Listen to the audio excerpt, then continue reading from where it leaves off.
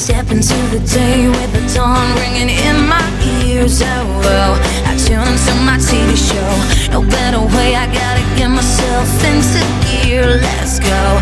Oh, and I feel good today with my wake up in the morning espresso. And I feel good today. It's my feel good breakfast show.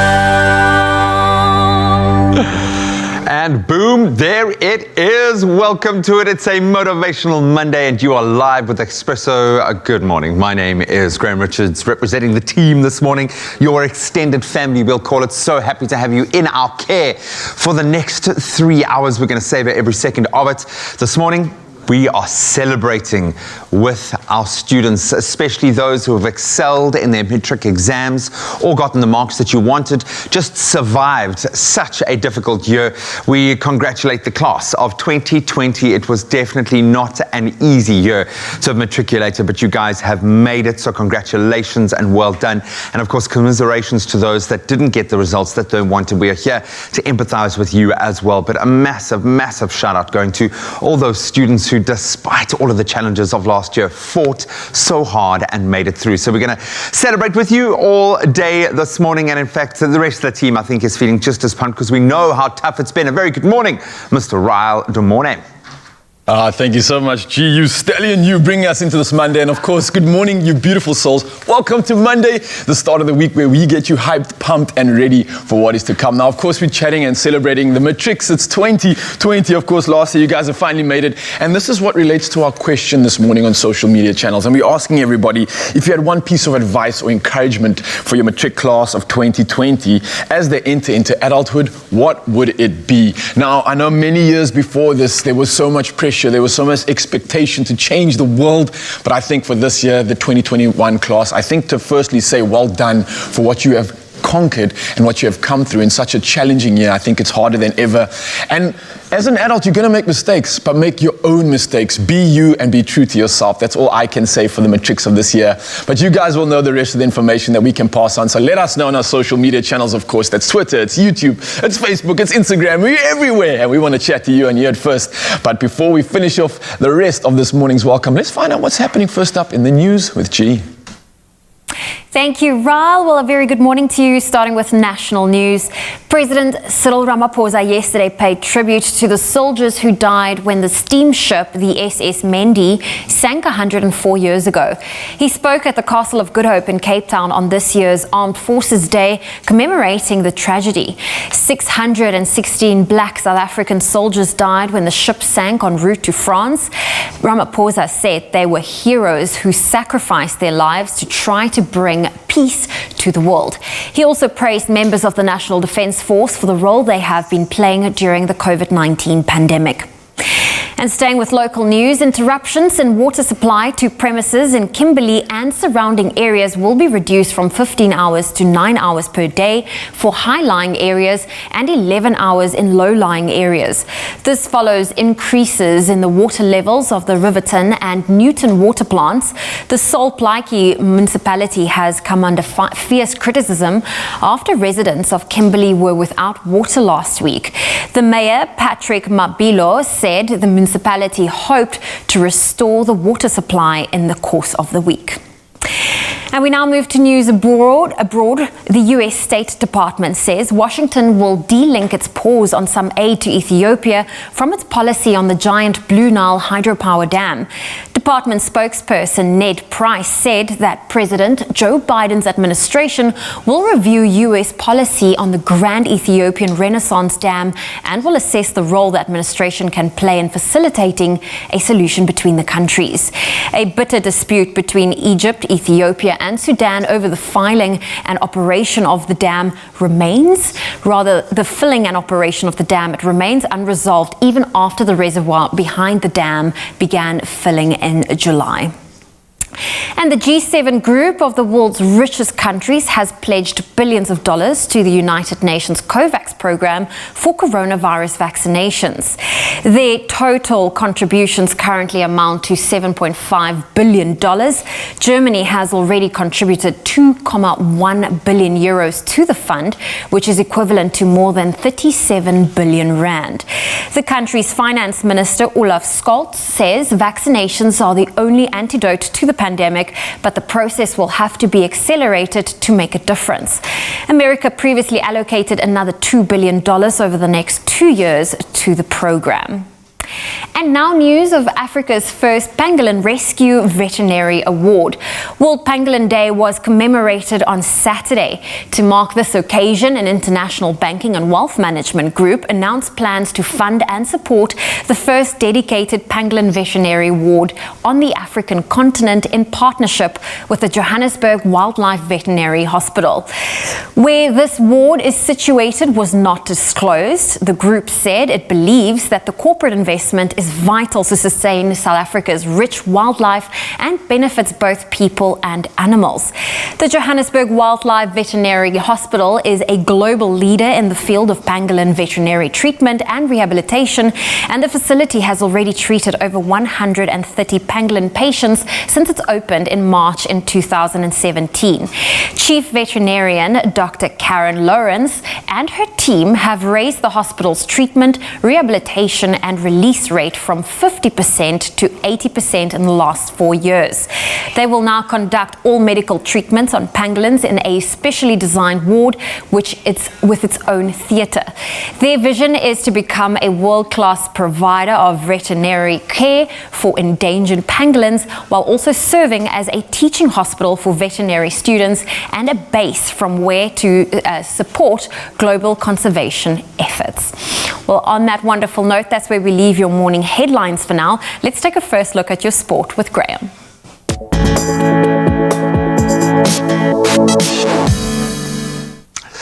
Well, all eyes on Australia this weekend for a number of reasons. Let's start on the court in tennis. Japanese tennis sensation Naomi Osaka beat American Jennifer Brady in straight sets, 6-4, 6-3, to be crowned the Australian Open champion. This was Osaka's second Australian Open title and her fourth Grand Slam title. In the men's singles draw, Novak Djokovic beat Russia's Daniil Medvedev in straight sets as well, 7-5, 6-2, 6-2, to record his 9th Australian Open win and now 18th Grand Slam title in total. Then staying in the country, the opening round of Super Rugby Australia saw victories for the Reds and the reigning champions, the Brumbies. The Reds looked very impressive, scoring 5 tries to beat the Waratahs 41-7 in the season opener in Brisbane. Noah Lolaseo, Irai Simone and Isak Fines all scoring tries for the Brumbies then, as the defending champions recorded a 27 win over the Western Force in Perth on Friday as well. So after round 1, Reds topped the standings on 5 points. Then staying with rugby news, 3-time World Player of the Year and double Rugby World Cup winner Dan Carter has announced his retirement from professional rugby. The 38-year-old All Blacks legend, who remains the record point scorer in both Test and Super Rugby, said it was sad to call it quits. And Carter won the last of his 112 caps for New Zealand with a man of the match display in the 2015 World Cup final win over Australia. Now moving on to the Premier Soccer League here at home, SuperSport United and last season's runners-up Kaizer Chiefs. They played out to a 1-1 draw in Soweto on Saturday.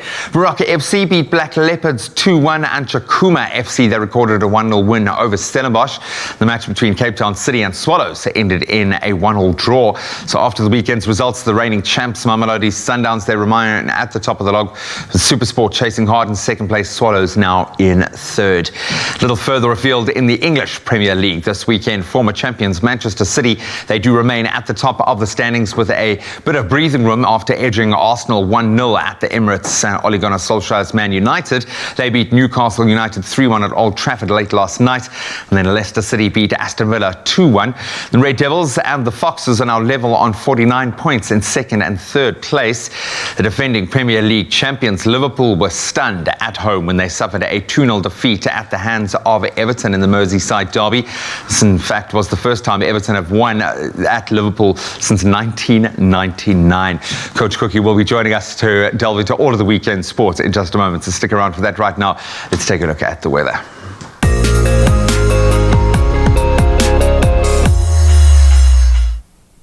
And we'll take this moment to also look at those beautiful sunrise photos you've been sharing. A big thank you to all that have taken the time to interact with us by sharing those sunrise photos.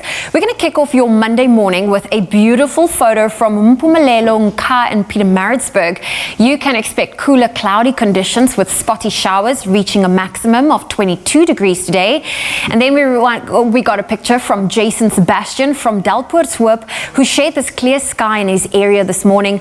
A breezy morning is expected with a maximum of 27 degrees Celsius. It has been forecasted for you, and you can also expect some cloud cover as the day progresses. Please continue sharing your sunrise photos with us on the Expresso Facebook page. You may just see your sunrise pic featured in one of our segments. And then we're also sending a shout out to our viewers tuned in via the Africa channel or YouTube all the way in Los Angeles, California this morning. It's motion picture industry that made the city world famous, with the iconic Hollywood sign perched on Mount Lee overlooking the city of angels. A wind advisory warning has been issued for areas of Los Angeles. Use extra caution when driving, as gusty winds will make driving difficult. It will be a warm day with plenty of sunshine, reaching a maximum of 26 degrees Celsius in LA today. And then just a quick news update. The relief organization Gift of the Givers says it will urgently intervene to assist with the water crisis in Makhanda in the Eastern Cape. Makhanda has been facing water woes for the last 4 years, linked to infrastructure problems and the crippling drought. Residents and local businesses have been hit with erratic water cuts on a daily basis, but the situation is again critical as the water supply to the town has virtually dried up. Imtiaz Suleiman of Gift of the Givers says they will send additional water tankers and water tanks from neighboring towns to assist the city. Meanwhile, Gift of the Givers recently donated 6 boreholes to the drought-stricken town of Adelaide and surrounding areas. The drought and aging infrastructure are the major contributors to water scarcity in Adelaide. Supply dam levels have also dropped significantly. Well, that's where we leave your news for now. Let's quickly look at those temperatures, starting off in Polokwane. For today, expect a low of 18, a high of 25. Mbombela, your low is 20, your high 23. Thunder showers in Pretoria today with a high of 26. Johannesburg 17, 24. Rain is expected in Mahikeng 18, 26. Thunder showers in Klerksdorp with a high of 26. Cloudy conditions in Kimberley 19 with a high of 27.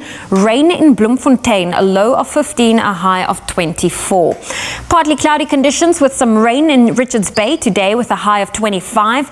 Pietermaritzburg 19 with a high of 22.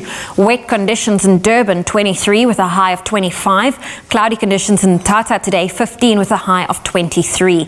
If you're in East London, a 40% chance of rain with a high of 23 for today. Cradock 14 reaching a high of 32. If you're in Port Elizabeth, 17 with a high of 24 can be expected. Sunny conditions in George 14 with a high of 23. Cape Town 18 with a high of 23. Sunny conditions in Worcester, a low of 9, a high of 32. Partly cloudy in Sutherland 6 with a high of 27. And Uppington, your low for today is 20 and your high 34 degrees Celsius. This is where we leave your weather for now. Another update will be coming your way shortly after 7.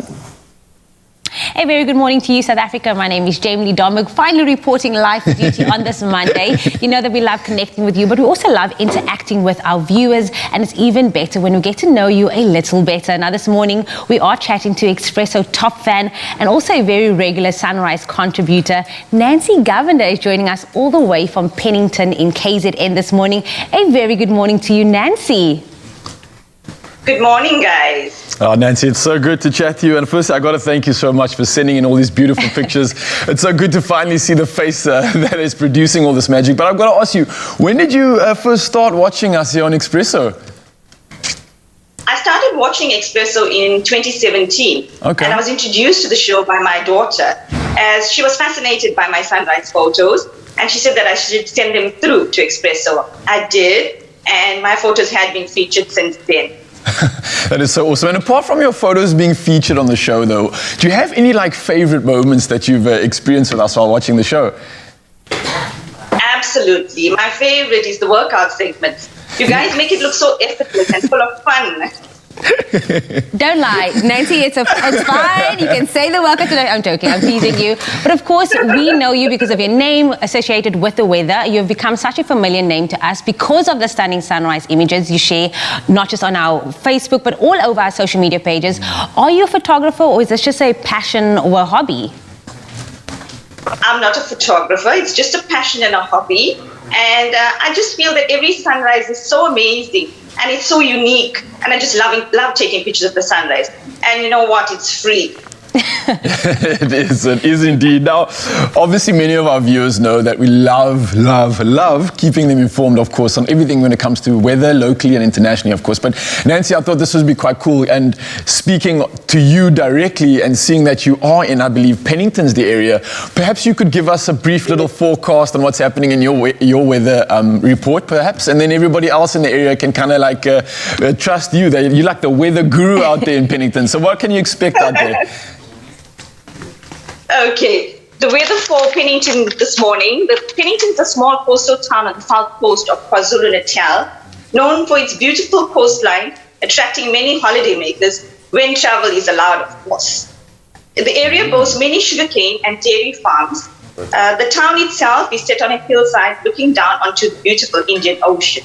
Today's temperature in the Pennington area vary very little between the minimum and maximum, starting out at 20 degrees and peaking at 22 degrees Celsius. A cloudy day is forecast with a 30% chance of rain. Wow. Nancy, I have to say that I am a bit scared now for my job. I don't think I'll ever do a weather report ever again because you just nailed that. Thank you. Yeah, but also, Nancy, I got to say, you are truly, truly lucky to live in such a beautiful place. I had no idea Pennington looked like that. I've definitely got to add this to my bucket list. And I've got to say thank you so much for that incredible weather forecast, of course. And thank you again for taking the time to chat with us, as well as being such a committed viewer. And we hope this info has prepared the rest of our viewers in the Pennington area for the day ahead. Nancy, thank you. And I hope to see more of the magic coming through from Pennington. Thank you so much, guys, for having me on the show. Well, listen, more magic coming your way on this Monday. Don't go anywhere. We'll see you in a minute. Only you can make my day.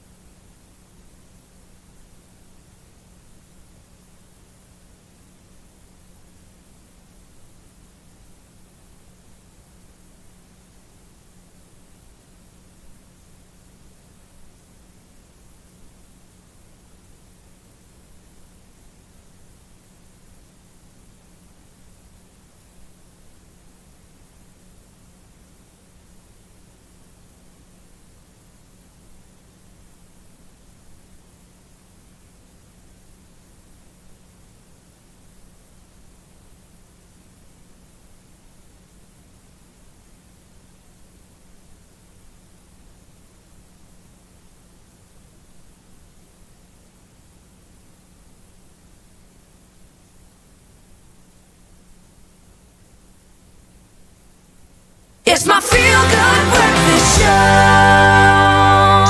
Yes, we were forced to do it for an entire weekend. We watched sport in Australia.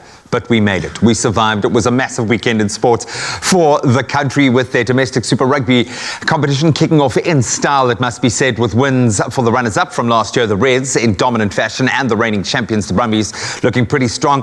And then, of course, in the Australian Open, it concluded as young Naomi Osaka makes it 4 and Novak Djokovic makes it 19 crowned champions of Australia. Video creator and rugby coach Kutle Sonkosi, otherwise known as Coach Cookie, joins us to give us the all-important breakdown.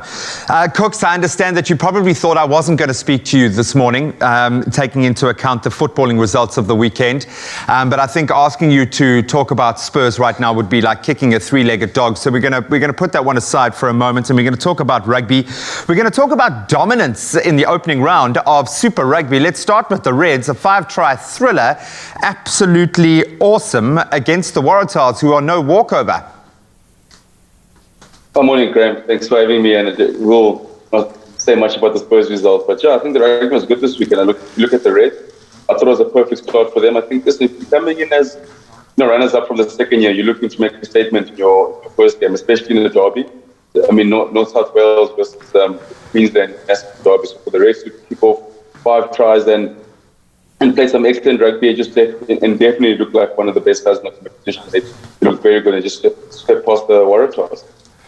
And you can say the Waratahs might have lost some of their luster, but they were an incredibly strong team. So a very worthy result there. And the dominant way in which they did it in all spheres, I think, was what really stood out for me.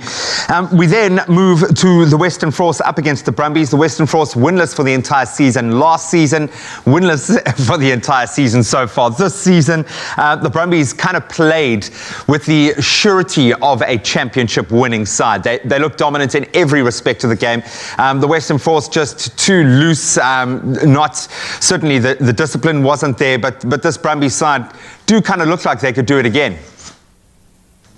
Yeah, definitely. I think what I love most about the Brumbies, I think people look at the score and they think it was pretty close, but I think the score doesn't reflect the game. I think obviously the Reds, the Brumbies had to see off the Western Force's fight in the beginning. I think Western Force, obviously, new season, tried to step their game, but the Brumbies just showed their class, and I think they were in cruise control most of the game, and then the second half killed it off.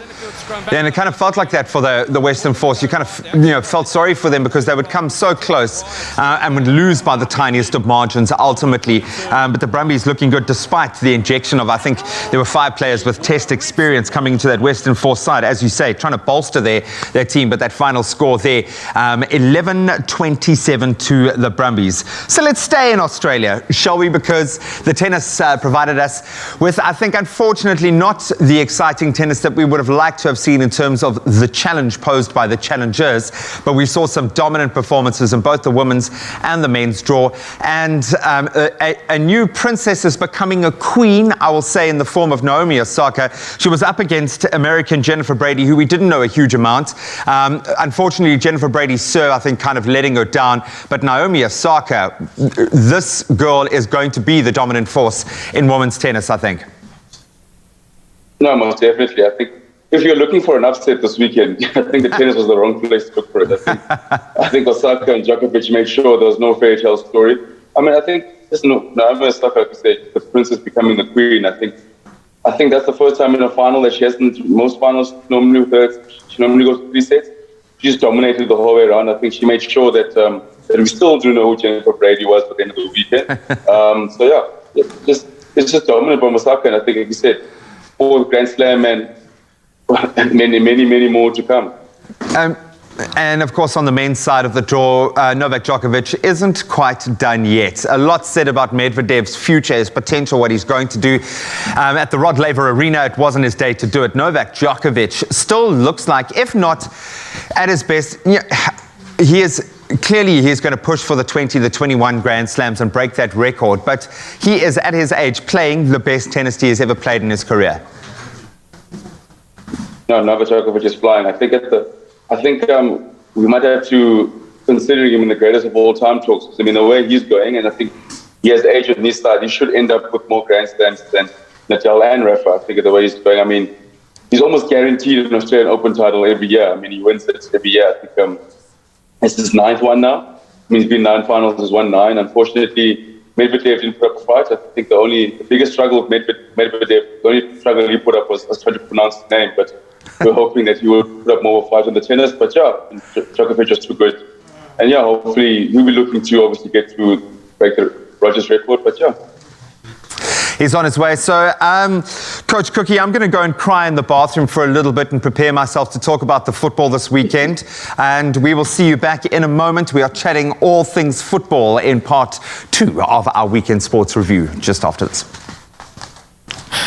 Welcome back, of course. Thank you again, obviously, G, for that. And we will be chatting more about sport this weekend. A lot to chat about, indeed. But before we get to it, in commemoration, of course, and in honor of the biggest Grand Slam in tennis, it's the Australian Open that concluded this weekend. This morning, we are going to show you how to get fit using nothing but a tennis ball. Yes, really random device, but it's so powerful. And all you got to do is incorporate the tennis ball into your workout, and you can flatten your belly, practice your squat form, and improve your coordination and flexibility. There's so much you can do. But make sure you join in with this creative hashtag Monday Motivation Workout. And everybody at home, Zanzi, get off of the couch and you can join us too, all right? And I've got my beautiful ladies with me joining me for this one. Yeah. We've got the Who girls in the building. So guys, this is a really creative but yet effective workout, all right? So not only are we working out the body, but we're also working on our hand-eye coordination. So whether you can catch a ball or not, you're going to find out in this session. I'm not sure about the ladies here or myself either, so we're going to find out. But everything that we're doing here is a full body stimulation, all right? So what we're going to do is start off with one of my favorite exercises. It's the core. You know how much I love to work on that. So we're going to get onto our bottoms for this one, everybody out there. And what's important for this exercise is also to make sure we're engaging our upper body. The reason for that is because in tennis, we're using our arms, we're using our shoulders as well, and coordination is quite important. So what we would do is start in this crucifix position by having your hands directly in a T, and you can already see Mzansi at home. I'm shaking just holding my legs up in this position. So I've stimulated the core, right? I've got the ball in my right hand. I'm going to now trance and move it across. So I'm lifting my left leg up, lifting my body up, bringing the ball around and back to restart in that crucifix position, and now to the other side. So through my leg and back out. And you're going to feel a little bit of shaking. So start off nice and slow with this one because you really want to control the core and you really want to bring your shoulders into play as well. Obviously, if this is a little bit too hard for you, you can keep your feet on the ground and then lift your leg up and put it straight back on the ground. But everybody out here, especially Zoe, especially Zoe and Jamie, of course, we don't need to do it on the ground, so we can lift our feet up, and that's going to make it just that much harder. All right, guys, exercise number 1, how are we feeling? Woo. You good? Yeah. We good? That burns the core. It's on the ground the whole time. I love how you say we've been keeping it up. So what we've done there is the core. We've worked the anterior section of the body. Now we're going to do the posterior section. So that's the back, everything behind the body. And how we do that is, again, by stimulation. So the first move is have your ball just between your feet, okay? We're going to go into the crab position, all right? So crab position means it's a reverse bridge. I'm squeezing my glutes to get my body up onto the ground, all right? Also, what you will notice is your triceps are now engaged. That's that little shoehorn muscle that you see on the side of your arm over here. That one's really important, and that's the one that we're going to be engaging fully in this workout. So what you want to do is grab your ball now, and here's where not only balance and control comes into play, because I'm already doing the reverse bridge with one hand and one's in the air, so I'm needing to use my glutes and my hammies even more. But here comes the skill part, all right? You Mzansi at home, see if you can do this. You got to throw your ball up in the air, catch it with this hand, and somehow switch so you can have your right hand down on the ground, and then the ball suddenly appears in the left hand. All right, so here's the demo, everybody, for my next trick. All right, so you're simply throwing the ball up in the air, switch over, and I catch it on the other side. All right, you want to try it? Here we go. Brilliant. How's it going there, Jamie? Oh, not bad. Of course, guys, you will drop the ball. It's really difficult, obviously, to pay attention to your core as well as trying to, whoop, there we go, as well as trying to catch the ball at the same time. But get your hand-eye coordination. That's Jamie's ball over there. Get your hand-eye coordination going, and it's really important. So what makes this easier is when you can have a really solid and engaged core. So if you're wobbling around all over the show, it's going to make it harder. If my core's engaged and I'm solid, boom, Just like that. In Mzansi, you guys can try it home. And of course, in the meantime, what you are going to be doing is working out those triceps, working out the shoulders, as well as the entire area of the back. How are we feeling over there? You make it look very easy. How easy Did you lose your balls over here? All right, so you don't even need a ball for this next one, and this is obviously fun. You guys have done this before at home. So I will, if I have a ball, put it in front of me. If you don't have a ball, don't stress at all. What we're going to be doing here is, once again, starting off with just a bounce if you want to. Zoe, what you can do is just tap, lift your hand in the air. What we're doing is tapping the ball. This is just activating the glute, activating the core. You can switch over to the other side now, doing the same thing. Before, Jamie, how are you doing over there? Just running all over the show. The ball's just trying to run away from me. All right, so now things are going to get a little bit harder. Yeah, I'm gonna okay, give my ball back. Oh yes, we got another ball in there. Ball. Thank you, ball boy. So what we're doing is the exact same thing again. Now this requires extra stimulation in the core, because we're going to throw the ball up, forcing the concentration once again and traversing to the other side. You guys ready? Yeah. Into the left hand. 3, 2, 1, let's go. Did you get it? Did you catch it? Yeah, I caught it. And again, of course, you can try that one out. It looks like the ball goes over here. I'm struggling. I am too, and I'm sure you will at home. But have some fun with this workout. It's creative. And although you feel like you're playing a game, you actually are working out. And believe it or not, I've picked up a little bit of sweat. I don't know about you guys. Me too. What's the best thing you can do with this ball? What? Throw people with it. On. See you guys later. You can make my day.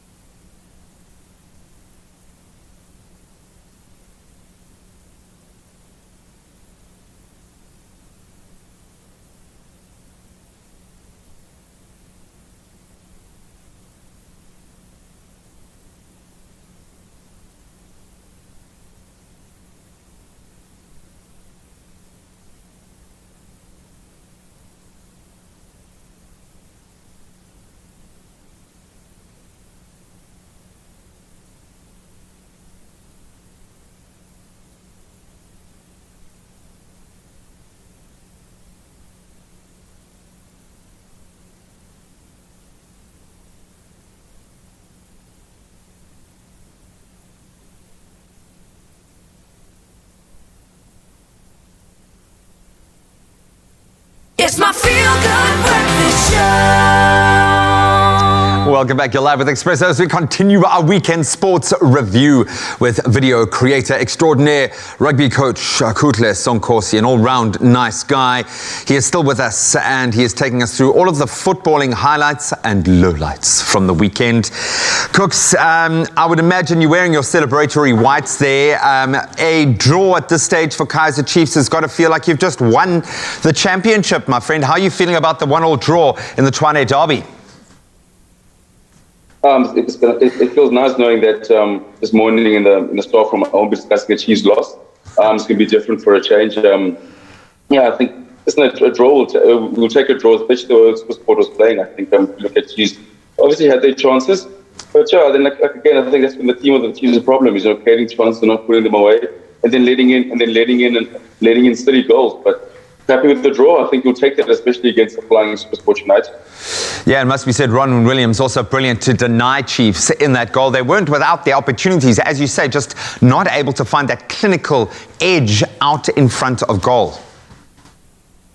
Yeah, definitely. I think that's been the theme of the season. I think you just can't seem to find the back of the net. I think whatever combinations of strikers we play, it doesn't seem to be working. Maybe I think we should look at making the goals bigger. I think that's our biggest issue right now. I think we should just find other ways for us to start scoring goals because, listen, if you put away half our chances, I think we'll probably be in the top three. But yeah, like I said, if you can't score goals, that doesn't help, and you can't stop them from coming in, you're going to find ourselves in the position that we are in at the moment. But they do make the slow, steady climb up the charts. And of course, SuperSport still chasing hard and second on the log. Chip United, TS Galaxy playing out to a 1-1 draw. Then Baroka, they end a 4-game winless streak against Black Leopards. Black Leopards at the moment still rooted to the bottom of the It's a lame leopard at this point. They're looking a dead ringer for relegation this year. Yeah, unfortunately, the leopard isn't doing very well at the moment. I think. I think I can say when you're at the bottom there, I think all you need is you got to try and find some sort of result. Unfortunately for them, it hasn't been working out. Obviously, I know what's tough for them is Ntoyando is they're famous for having great crowds. I think it's tough, obviously, for them not having any crowds. I think that 12th man plays a massive factor. I mean, it's tough when you play them in the Popo there. So for the Black Leopards I think yes, they need to string together a few wins, or otherwise they're going to find themselves back in the first division.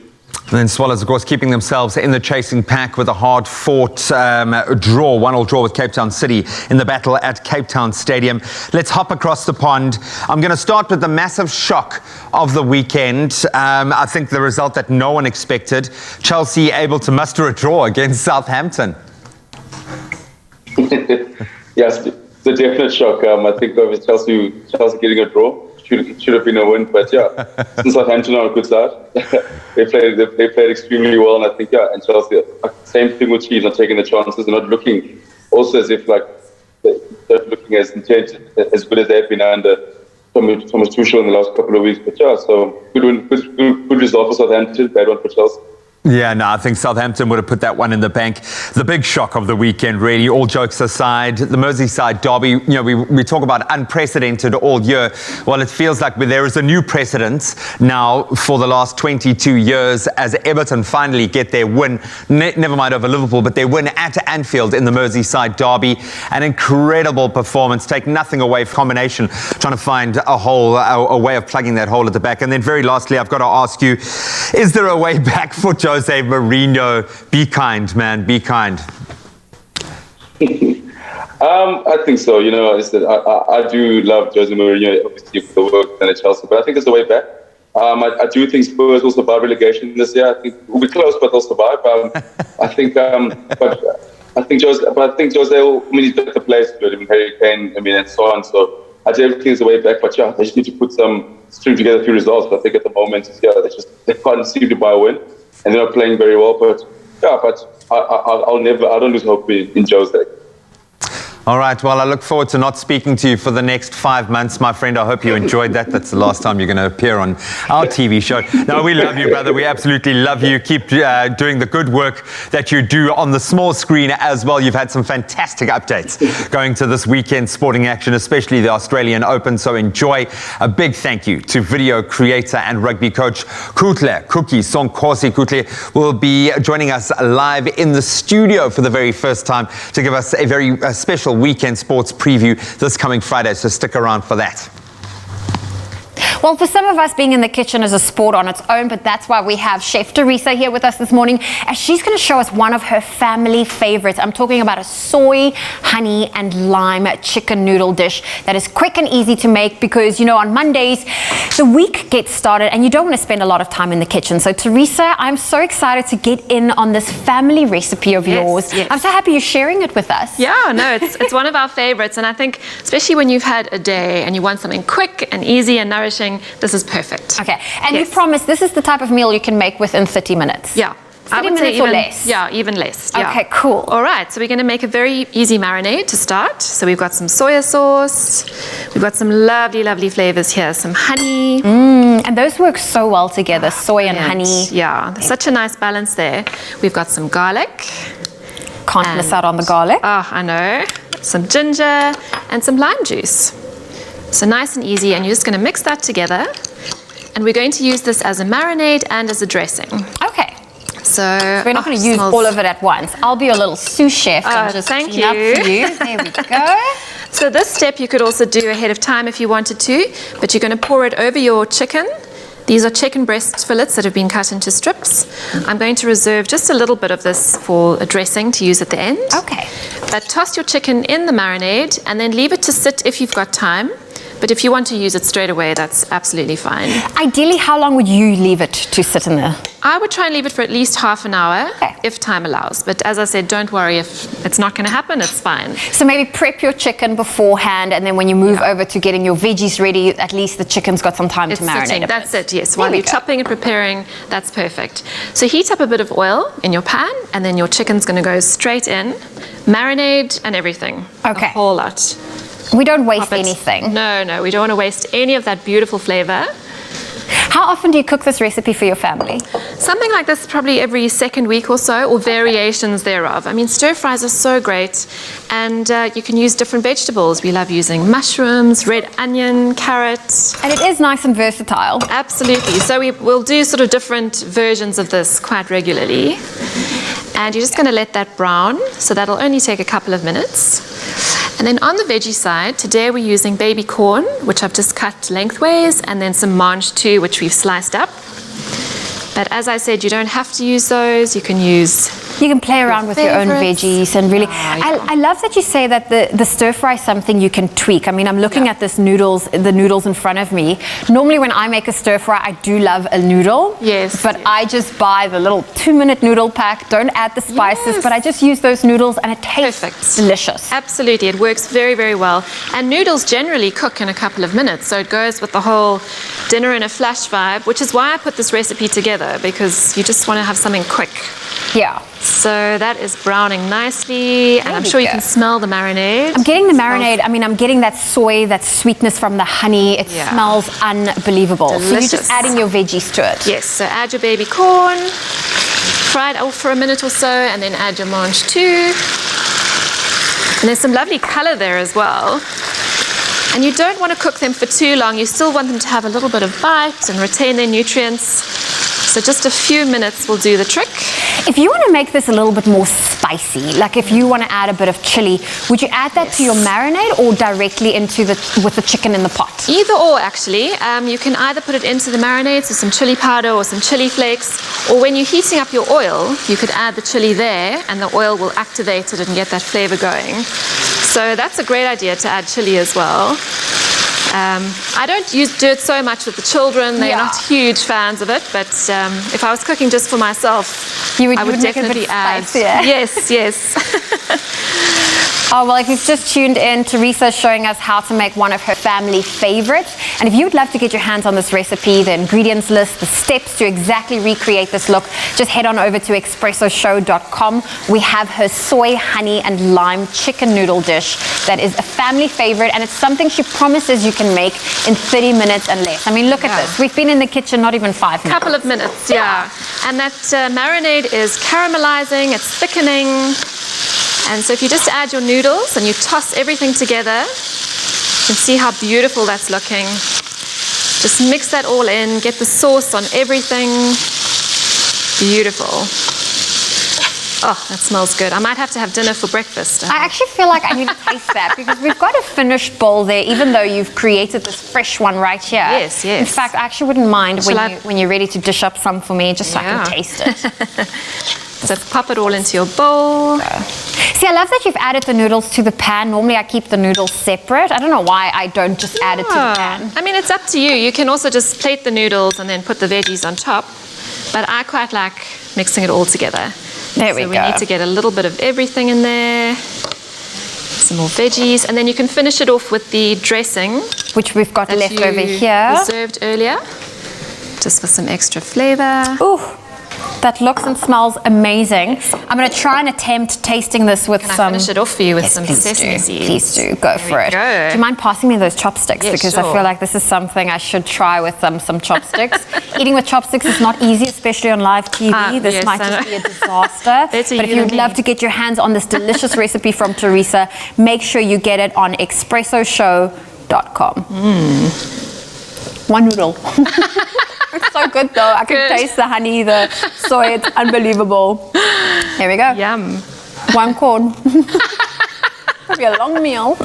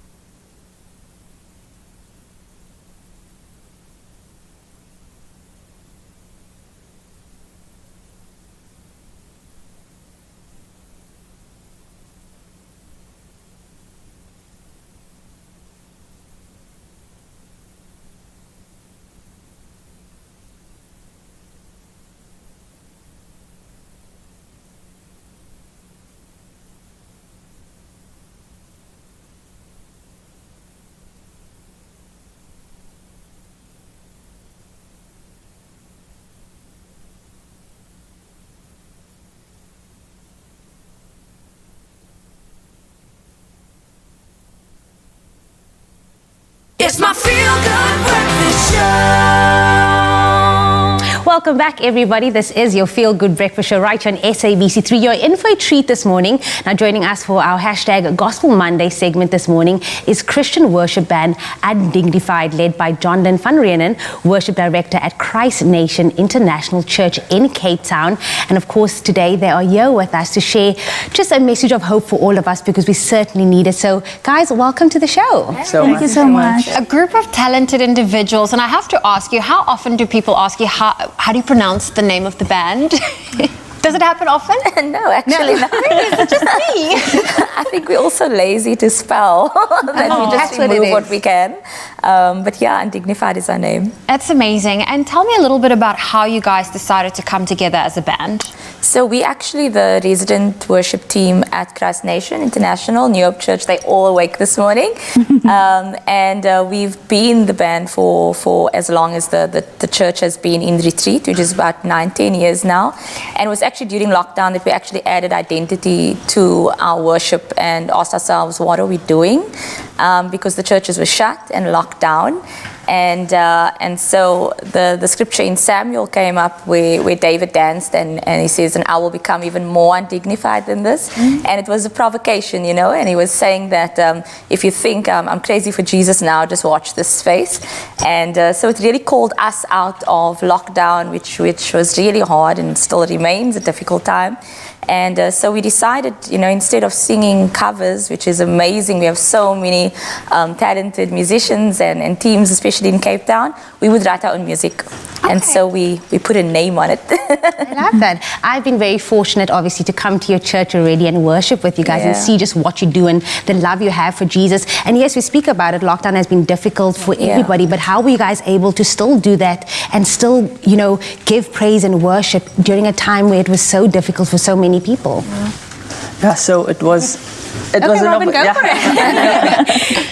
It was a crazy time, like you said, but we all just went virtual, but we know the restrictions was a bit hectic for us, and we funny enough, lockdown brought out some of the most intimate moments between us as a worship team. We would just come together in a small space and without big sound, just come with our instruments and start singing, and whether it be original songs or our own lyrics and melodies, it was such a big experience. We term it cannot be explained, only experienced. I like that. And I mean, there's so many blessings that came from lockdown if you change your perspective. What is in store for Undignified for 2021? Are you guys have any up and coming conferences? Are you going to go virtual? Well, Sadie, if you want to. There's a lot coming up for Undignified in 2021. Well, the interesting thing about the Undignified Collective album that we just released was it was a sort of a culmination of different sounds, different styles of music from all of the different individual songwriters and singers that were on the collective. But after this, we will all be sort of, I don't want to say launching, but we're going to be stepping into our own individual sounds, separately from each other, but we obviously still carry the same spirit and the same heart because we all come from the same spiritual home. So we'll all be dabbling into our own unique sounds, our own albums, EPs, or whatever each and every individual decides to go with. That's very exciting. All of that. Prudence for you, Sunny Brandt. I think that we obviously gave South Africa the chance to vote. Which songs do you think did the best in the poll for this week's Gospel Monday? Well, I would say that was only 4. Definitely. Those were only 4 songs of about 14. So it was definitely a very difficult decision. So I think based on that which people related to the most, that was the songs that were chosen. But I'm really excited for that, which one. We're very excited to hear you perform. Thank you so much for joining us this morning and blessing us with your presence on Gospel Monday. And don't go anywhere, because Undignified will be performing the poll-winning songs. That is Lerato, Dis Wie Jy Is, and the winner from the poll, which is The Church Is Moving On, right here on your Feel Good Breakfast Show. That is coming up, and a whole lot more. Thank you so much, team. Of course, we are all about the matrics and those that have obviously conquered, I'm going to say, 2020, probably one of the most challenging years to date, certainly for our matriculants, having to deal with all of these permutations, a crazy year for them. And in a moment, we're going to talk to some of our top achievers who have achieved some astounding results and accolades. I believe so. But of course, we put it to you guys on social media. If you had any advice, some encouragement for the matric class of 2020 as they enter into adulthood, what would that be? Let's take a look. All right, so who do we have up here first? We've got Lawazi Lengolo saying, I would say well done, overcoming a lot so big, and big up to you. It's okay to be confused right now, but surround yourself with positivity and you will eventually navigate your way through adulthood. I could not agree more. I love that, G. Yeah, let the positive energy flow. Colleen Kinshela saying, good morning, fam. First of all, I would say congratulations to the class of 2020. Yes. Echo that. Stay focused, pray every day, and remember, you are doing this for yourself. I love that. Yeah, I do indeed. And of course, you are doing it for yourself. The world is literally your oyster. And one thing I want to recommend is that you make it your oyster. You be you and be true to yourself right throughout the way. But of course, we've got so much more inspiration coming through for our class of 2020. But once again, from me and G, we've got to say a big congratulations.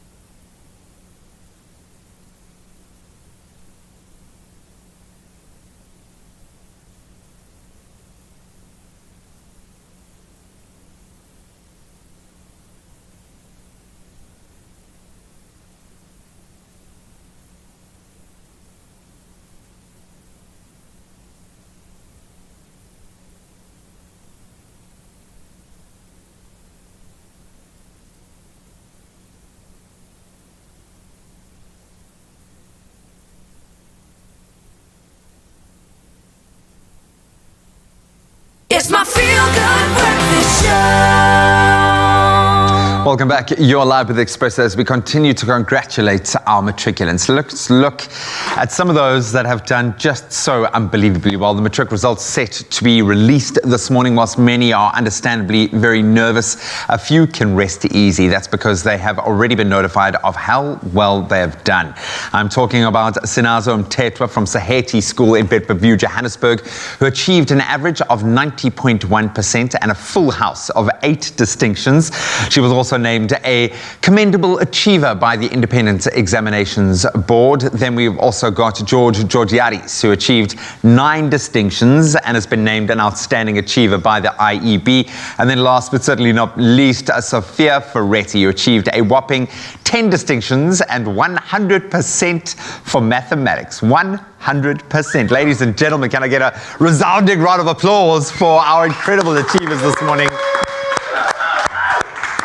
I hope you're going to let it all sink in. I'm going to ask this question to all of you, in fact, and maybe Sinazi, you can kick us off. Now that it's all done and dusted, at least this phase of life, how are you guys feeling about your amazing accomplishments? Let's start with you, Sinazo. Well, at first I wasn't expecting to do so well, so there's just a mixture of emotion here.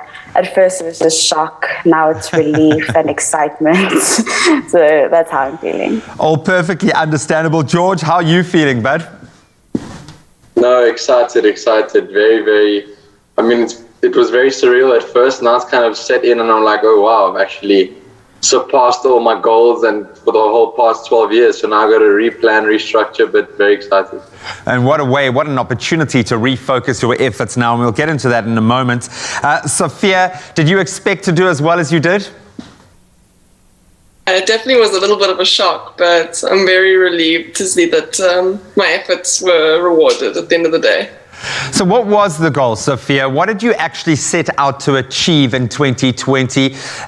Did you have that kind of goal in mind to say, okay, I'm gonna literally crack the top 10 in the country? What was the initial drive behind starting a very difficult year, it must be said? Well, I did hope to achieve distinctions in all my subjects, although I did anticipate that there was going to be a great deal of work to come. I hope to enjoy netball and some sports with my friends and enjoy the time with my peers and teachers, but come March, my plans are to accommodate the change. I didn't necessarily hope to rank where I have. However, my goal was just to go into the year enjoying my subjects and appreciating the education that I'm fortunate enough to be receiving. 100% for mathematics. What does that take? It definitely took quite a few past papers. But definitely the dedication of my teacher, Mr. Moka, was very much appreciated, and it motivated the whole class really to knuckle down and study. But thankfully, Saheti transitioned very quickly onto online, so not much study time was lost, so we were very fortunate in that sense. Sinazo, a huge challenge with COVID-19 changing the game completely. Just how difficult was it to make those adjustments around the pandemic and how that's affected schooling? I'd say the most difficult part for me adjusting from in-person learning to online schooling was from having a set schedule with in-person learning and having to almost make up your own schedule with online learning. But I quickly adjusted to that, and that wouldn't have been possible without all the resources and support that we received from our school, Saheti School, and all the teachers there as well. Yeah, we send a massive, massive kudos to all of the teachers who've had to walk this path as well. Just as challenging for them, I think. George, we have to send you our heartfelt condolences. You must have had the most difficult year, unfortunately, losing your father to COVID-19. How were you able to get through that and still achieve what you've been able to do? Definitely my family and my friends, as well as my school, but my family and my friends were really pivotal and were a rock for me really to be able to come up out of it and make me stay determined, stay focused. And being online gave me a chance to, readjust my schedule and work at my own hours when I needed time. I could take time. but I knew I always had people around me that would support me, and I never at no stage felt alone. So that allowed me to stay focused. As I understand it, you're wanting to study medicine. Has that always been the plan, or has what you've gone through over the last year changed your focus to that? It's been the plan since I was young, and the pandemic and this last year has actually made me question it quite a bit. Is this really the struggle that I want to be going through as a practitioner? And I've settled on yes, and I think that's something I'm willing to go through to make a change. I know there's lots of changes that need to be made in this community and in South Africa, and I don't think I'm one to change from a political perspective, but if I can make minor small changes to each individual person that I help, that's enough for me. I have a feeling you guys, all three of you, are going to be at the heart of the start of a ripple effect through this country. We are so proud of what you've been able to achieve despite all of these ridiculous challenges that you've faced. And we certainly send all of our love to you, George, and your family. But to all of you, thank you so much for inspiring us so much this morning. You all deserve a massive, massive pat on the back for achieving something truly remarkable despite the challenges we've faced. So congratulations to all of you. Can I get another round of applause for these amazing students? We are sending you so much love, guys. We really are so proud of you, and I know you would have inspired a lot of other students out there going through these similar sort of challenges. So thank you so much for doing that. Thank you. Thanks. Incredible results. I think there is not a South African that would not admit that this has been one of the most difficult years of our lives, and they have all done it with flying colors. So we certainly applaud them in their efforts. Thank you, Graham. Well, on that note, let's quickly look at the national headlines. The Minister of Basic Education, Angie Motshekga, is to announce the matric results for 2020 in Pretoria tonight. More than 1 million matrics took the exam. Role players believe last year's matriculants will do well despite the challenges of the coronavirus pandemic that disrupted the school year. The president of the Congress of South African Students, Douglas Ngubeni, said they expect a slight improvement in the results despite all the challenges last year. And staying with local news, President Cyril Ramaphosa yesterday paid tribute to the soldiers who died when the steamship, the SS Mendi, sank 104 years ago. He spoke at the Castle of Good Hope in Cape Town on this year's Armed Forces Day commemorating the tragedy. 616 black South African soldiers died when the ship sank en route to France. Ramaphosa said they were heroes who sacrificed their lives to try to bring peace to the world. He also praised members of the National Defence Force for the role they have been playing during the COVID-19 pandemic. We now move to news abroad. A United Airlines Boeing jet yesterday scattered debris over the residential area near Denver after one of its engines failed to take off and caught fire. The Boeing 777 with 231 passengers and 10 crew on board en route to Honolulu was able to return safely and land at Denver Airport. On the same day as the Denver incident, an engine failure on a Boeing 747 freighter saw debris fall on the town of Mersin in the Netherlands.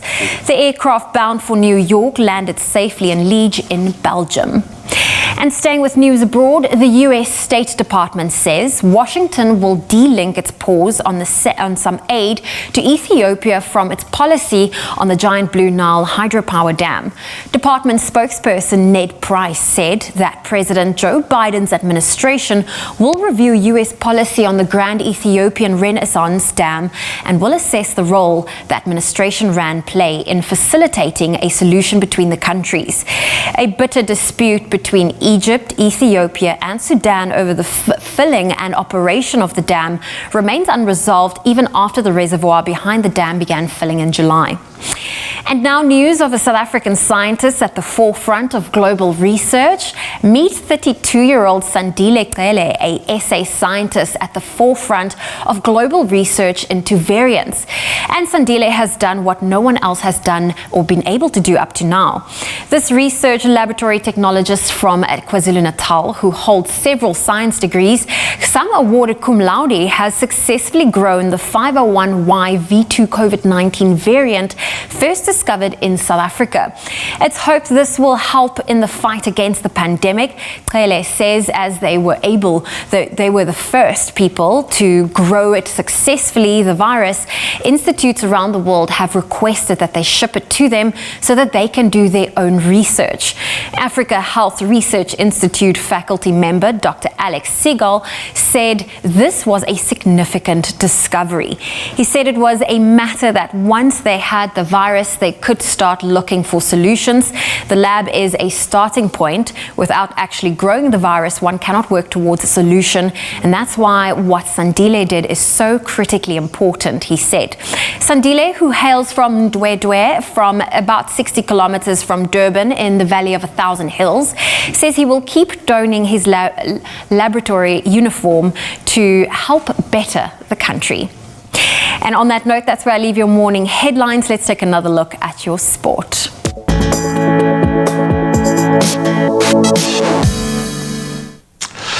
Let's start with tennis in Australia. Japanese tennis sensation Naomi Osaka beat American Jennifer Brady in straight sets, 6-4, 6-3, to be crowned Australian Open champion. This was Osaka's second Australian Open win and her fourth Grand Slam title now. Then in the men's singles draw, Novak Djokovic beat Russia's Daniil Medvedev in straight sets as well, 7-5, 6-2, 6-2, to record his 9th Australian Open win and 18th Grand Slam title. And on to Super Rugby. The opening round of Super Rugby Australia saw victories for the Reds and the reigning champions, the Brumbies. The Reds scoring 5 tries to beat the Waratahs 41-7 in the season opener in Brisbane. Noah Lolaseo, Irai Simone and Isak Fines all scoring tries for the Brumbies as the defending champions recorded a 27-11 win over the Western Force, winless for the entire season last season. That was in Perth on Friday. And after round 1 of the competition, the Reds obviously topping the standings on 5 points with that bonus point win. Then staying with rugby news, 3-time World Player of the Year and double Rugby World Cup winner Dan Carter has announced his retirement from professional rugby. The 38-year-old All Blacks legend, who remains the record point scorer in both Test and Super Rugby, said it was sad to call it quits. Carter won the last of his 112 caps for New Zealand with a man-of-the-match display in the 2015 World Cup win over Australia. Then on to football back home in the PSL. SuperSport United and last season's runners-up Kaizer Chiefs, they played out to a 1-1 draw in Soweto on Saturday. Baraka FC beat Black Leopards 2-1 and Chakuma FC, they recorded a 1-0 win over Stellenbosch. The match between Cape Town City and Swallows ended in a 1-1 draw. So as we tally the cost after this weekend's results, the reigning champions Mamelodi Sundowns do remain at the top of the log, SuperSport in second and Swallows in third. Then in the English Premier League this weekend, former champions Manchester City, they remain at the top of the standings with a fair bit of breathing room after edging out Arsenal 1-0 at the Emirates. Then Ole Gunnar Solskjaer's Manchester United beat Newcastle United 3-1 at Old Trafford late last night. That while Leicester City beat Aston Villa 2-1. The Red Devils and the Foxes now level on 49 points in second and third place. Then defending Premier League champions Liverpool were stunned at home when they suffered a 2-0 defeat at the hands of Everton in the Merseyside derby. This was the first time, in fact, that Everton have won at Liverpool since 1999. That's where we leave our sport for now. Let's take another look at some of your beautiful sunrise pictures.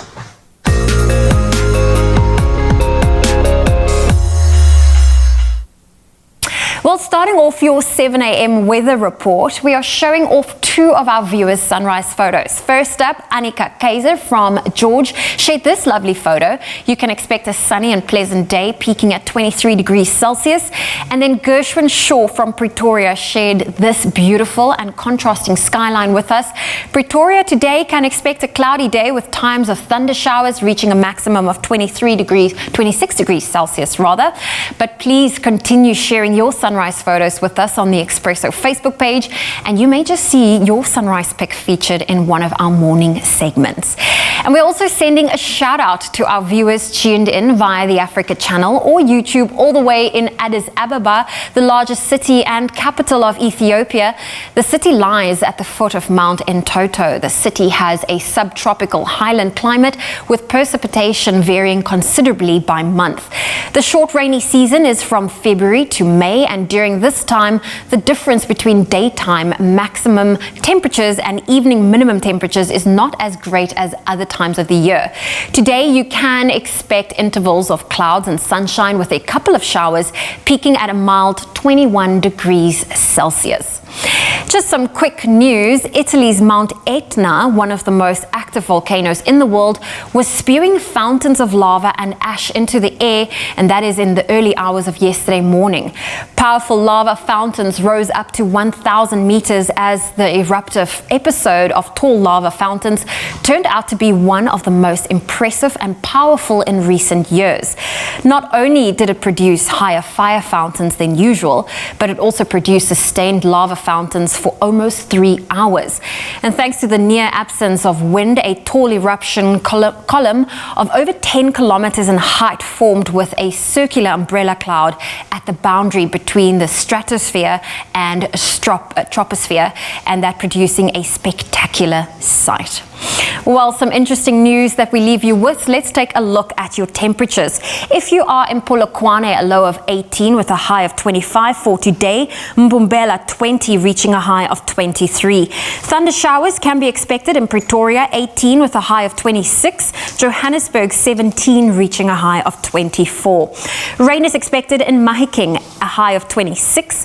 Thunder showers in Klerksdorp 19 with a high of 26. Kimberley 19, 27. Rain in Bloemfontein 15 with a high of 24. Richards Bay 21, reaching a high of 25. Rain can be expected in Pietermaritzburg with a high of 22. Wet conditions in Durban 23 with a high of 25. Mthatha 15, reaching a high of 23. Partly cloudy with a 40% chance of rain in East London with a high of 23 for today. Craddock 14, reaching a high of 32. If you're in Port Elizabeth, 17 is your low, 24 your high. Sunny conditions in George today, 14 with a high of 23. If you're in Cape Town, 18 with a high of 23 can be expected. Sunny conditions in Worcester, a high of 32. Sutherland, 6, 27, and partly cloudy conditions in Uppington, a low of 20 and a high of 34 degrees Celsius.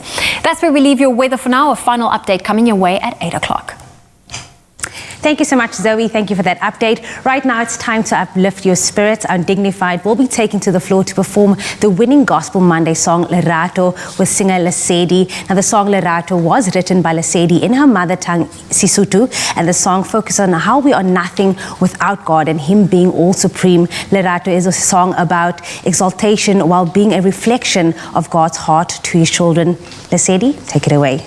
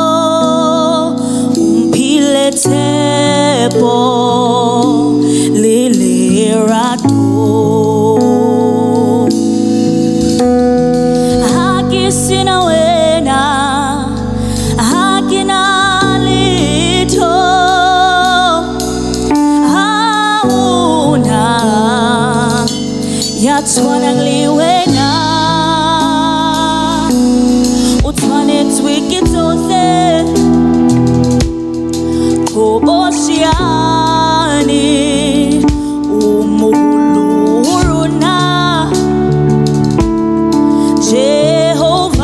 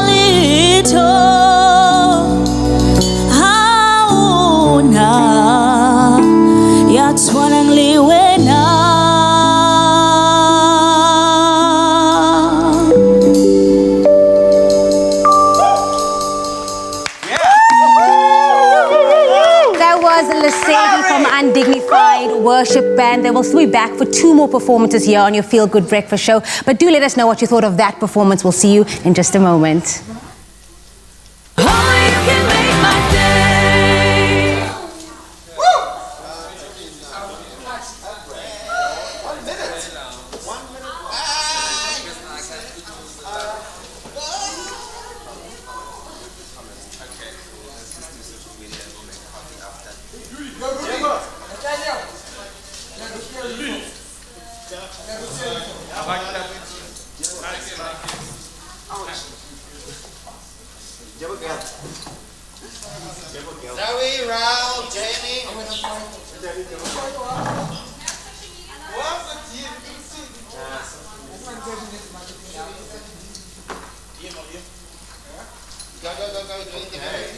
Has it changed? It's not this first. You do it that one there. Okay.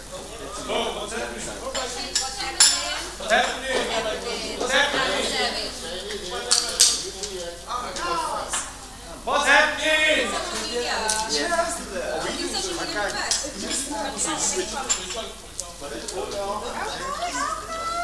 So we just because we're not doing the sign.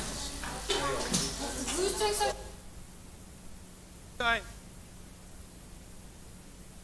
It's my Feel Good Breakfast Show. Oh, welcome back, you beautiful souls. It's Monday, and we get to celebrate, of course. We're celebrating our Matrics of 2020. You've made it, congratulations, of course. And our social media question to you, Mzansi, is what words of encouragement or words of advice would you give the class of 2020 this year to prepare them for their young adulthood? And of course, Mzansi, you have been speaking to us. Jamie, what do you got out on the block here? We have Neo Cindy saying, take life as it is. It's not easy out here, but make sure you pray with or without problems. Yes, Neo, that is beautiful.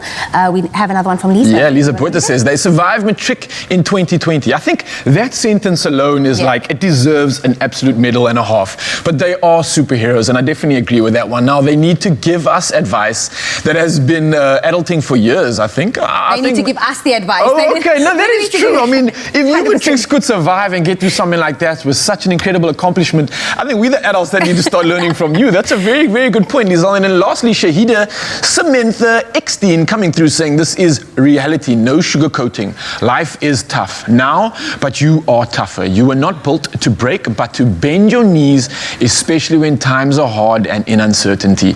Just be brave, be strong and courageous. You shall overcome. Shahida, you could not say it any better, and I could not echo those words any more than what you, Mzansi, have been saying to the class of 2020. So thank you for coming through for those incredible words of advice, and I think there's one last thing to do. I think it's a big, big, big deserved cheers to our class of 2020. Cheers, guys. Certainly, indeed, a big cheers to the class of 2020. So much hard work poured into the year, and what a tough year it's been. But you know what? You are more than capable. You are ready to take on the world. And someone else who is certainly ready to take on the world here on your Feel Good Breakfast Show. You know, we're often told to harness the power of the sun, and aspiring young scientist, 18-year-old Thabo Malea, did exactly that. He's doing just that as his astrophysics project, Sunprints in the Sky, recently won him the 3rd prize in the astrophysics category at the recent Taiwan International Science Fair, and he joins us now via a video call to share more about this incredible achievement as well as his aspirations. Thabo, good morning. Thank you so much for making the time. Good morning, guys, and thank you for inviting me also. Oh, listen, I'm very excited to hear a little bit more about what your project Sunprints in the Sky investigate, and what were some of your findings? Well, I was investigating the track of the movement of the sun and of the stars. Well, in simpler ways, I was investigating the position of the stars and the sun across the sky for a period of 5 months. Well, what I discovered out is that the position of the sun is changing and the position of the stars is unchanging, and that the position of the sun is following a sine wave curve. Wow, okay. I mean, this is really impressive, Thabo. So how did you realize, I mean, what sparked this? How did you realize that you could actually make the equipment yourself, and how did you do it? Well, I'm not actually the initial inventor of the observational apparatus. Well, my part was to take the apparatus and use it to do the track of the movement of the sun and of the stars for a period of 5 months because it is cheap and it is homemade. I like that. But you know what? You're so hardworking. I mean, how did it feel when you found out that you actually won 3rd prize in the astrophysics category at the Taiwan International Science Fair? Well, it was shocking for me, and I really didn't expect to have everything, to get the award from the Taiwan International Science Fair because of the level of the competition. However, I was happy and also sad at the same time. I was happy that I have received the 3rd award in the international level, and I was sad that I was not there to experience everything. So I had actually mixed emotions over all the things. I think overall, certainly so much to be proud of, and we take our hats off to you because I think to go on a global stage like that and showcase your abilities in this way is something worth celebrating, even in the midst of mixed emotions. But Thabo, we know that you have a fascination with the sun, okay? So, I mean, you've proven it, and you've even won an award for it. And you're very keen to study astrophysics. So, do you have any sort of future plans of studying exactly that, or what's that looking like? Well, I plan to study astrophysics at either VET or UCT. That's exciting. Well, Thabo, your story is so inspirational. I love what you're doing, and we're wishing you all the best of luck for the future ahead. Thank you. Well, there we go. Thabo's story is certainly very exemplary of the saying that is, if you aim, well, the saying says that if you aim sky high, you'll fall among the stars. Now, we hope he has given you that Monday motivation that you need to get your day up and going. And we know now that the stars don't move, so you will land right there. Yeah. Oh, Well, yes? Oh, just yes. aim correctly.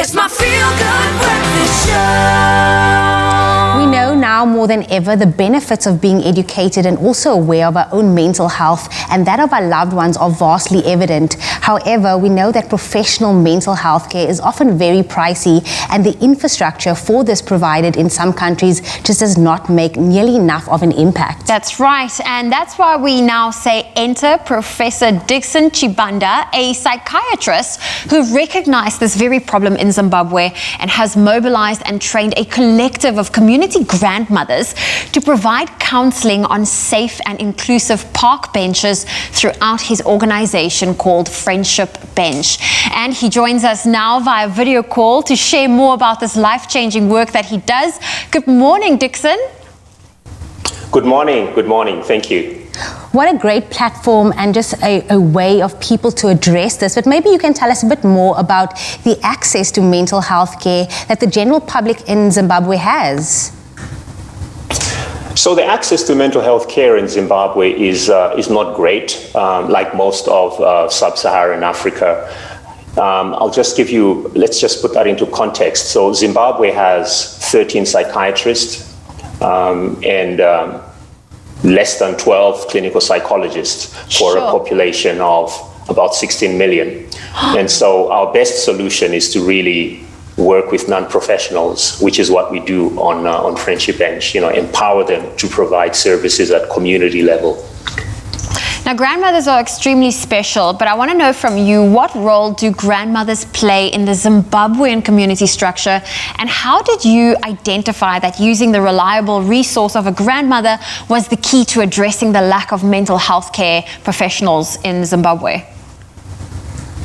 Grandmothers are considered to be the custodians of local culture and wisdom, and they are rooted in their communities. And I think this is not just in Zimbabwe, this is across Africa. And so empowering them with basic cognitive behavioral therapy skills just made so much sense in a country where we have such a massive brain drain. Now, since the inception of the program in 2006, what kind of growth and also just the impact have you made with the initiative, and which areas of Zimbabwe do you guys operate in? Since 2006, we have expanded this program, and we are now in more than 100 communities across the country.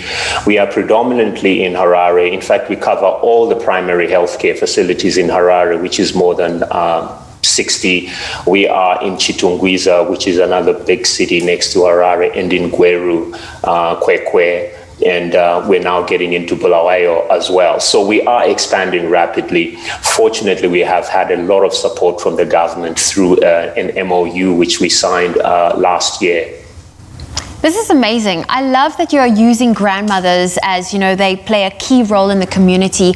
But do you mind telling us exactly what does it take to train a grandmother for this role of being a healthcare worker in your organization?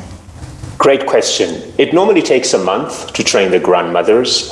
Initially, we start off by establishing what we call core competencies. Ideally, you want a grandmother who is able to read because the screening tools are administered by the grandmothers. We want a grandmother who is able to use a mobile phone because often they have to communicate with clients via mobile phone, and we also provide support via mobile phone.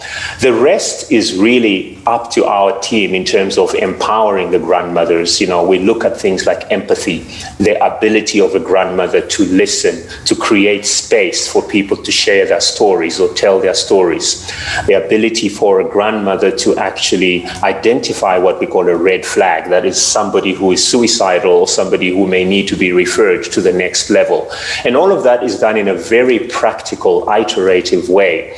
We minimize classroom approach training, and we make it very practical for the grandmothers.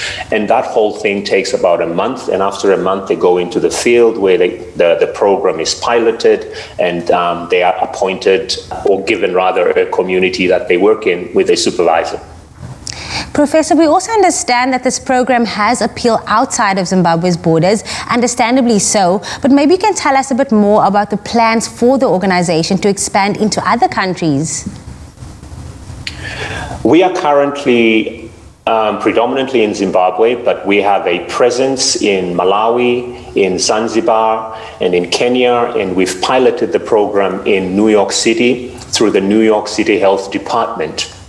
We have established a 501c3, which is like a charity organization in the United States, and we have done the same in the UK. So Friendship Bench is registered in the UK and in the United States, and we're using these two entities to launch our global expansion, because our vision is to have a Friendship Bench within walking distance everywhere. So essentially, we still have a lot of work to do when you think of where we want to be in terms of our vision. That is a big goal and a beautiful one. Well, that was Professor Dixon Shibanda. We want to thank him so much. But of course, you at home, you can learn more about the inspiring work done by Friendship Bench. All you have to do is visit friendshipbenchzimbabwe.org. Oh, I love that. From exploring the beautiful stories of Zimbabwe to exploring the universal love of coffee. And every city around the world definitely has its own unique coffee culture, even here in Cape Town.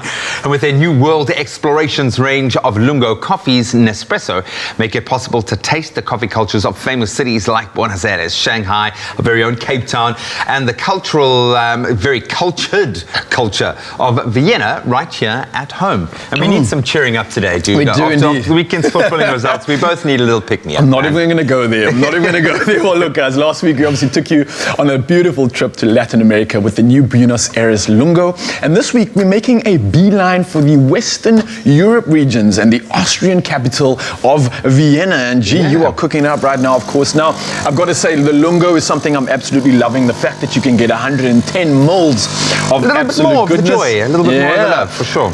Notes for you on this flavor for me, G? I have had it before, as I've had many of all of the variations in the Explorations range. This one being kind of a mid-range, sitting at a level intensity 6. It's quite nice. It's kind of that biscuity, kind of malty. It's very warm, comfort vibes. Definitely agree with you there. I love it, and it lends itself well to the Lungo in length. It's not that kind of intensive shot. It's something that's a bit milder, kind of mid-range. That's what I like about the Explorations range, is that they've got you covered from low intensity like the Buenos Aires, which I really love, to the kind of more acidic, the high intensity. And this really does sit kind of middle of the road for me. I've got to say, the maltiness and that cereal sort of taste to it, it's like the perfect breakfast for me.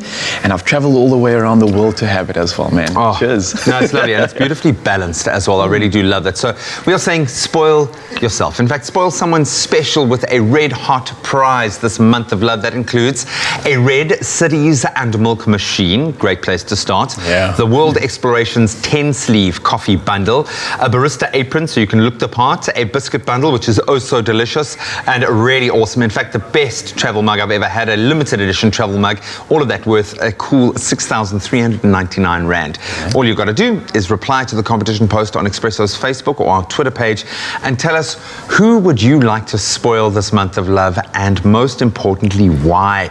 You've got to make them good. We've had some amazing entries, but you've got to remember also to include that hashtag Nespresso Expresso, and bear in mind that the competition closes on Thursday the 25th of Feb. That's this coming Thursday at midday into now, and of course you can, as always, find all of the terms and conditions on expressoshow.com. Cheers, lad. Yes, to not football.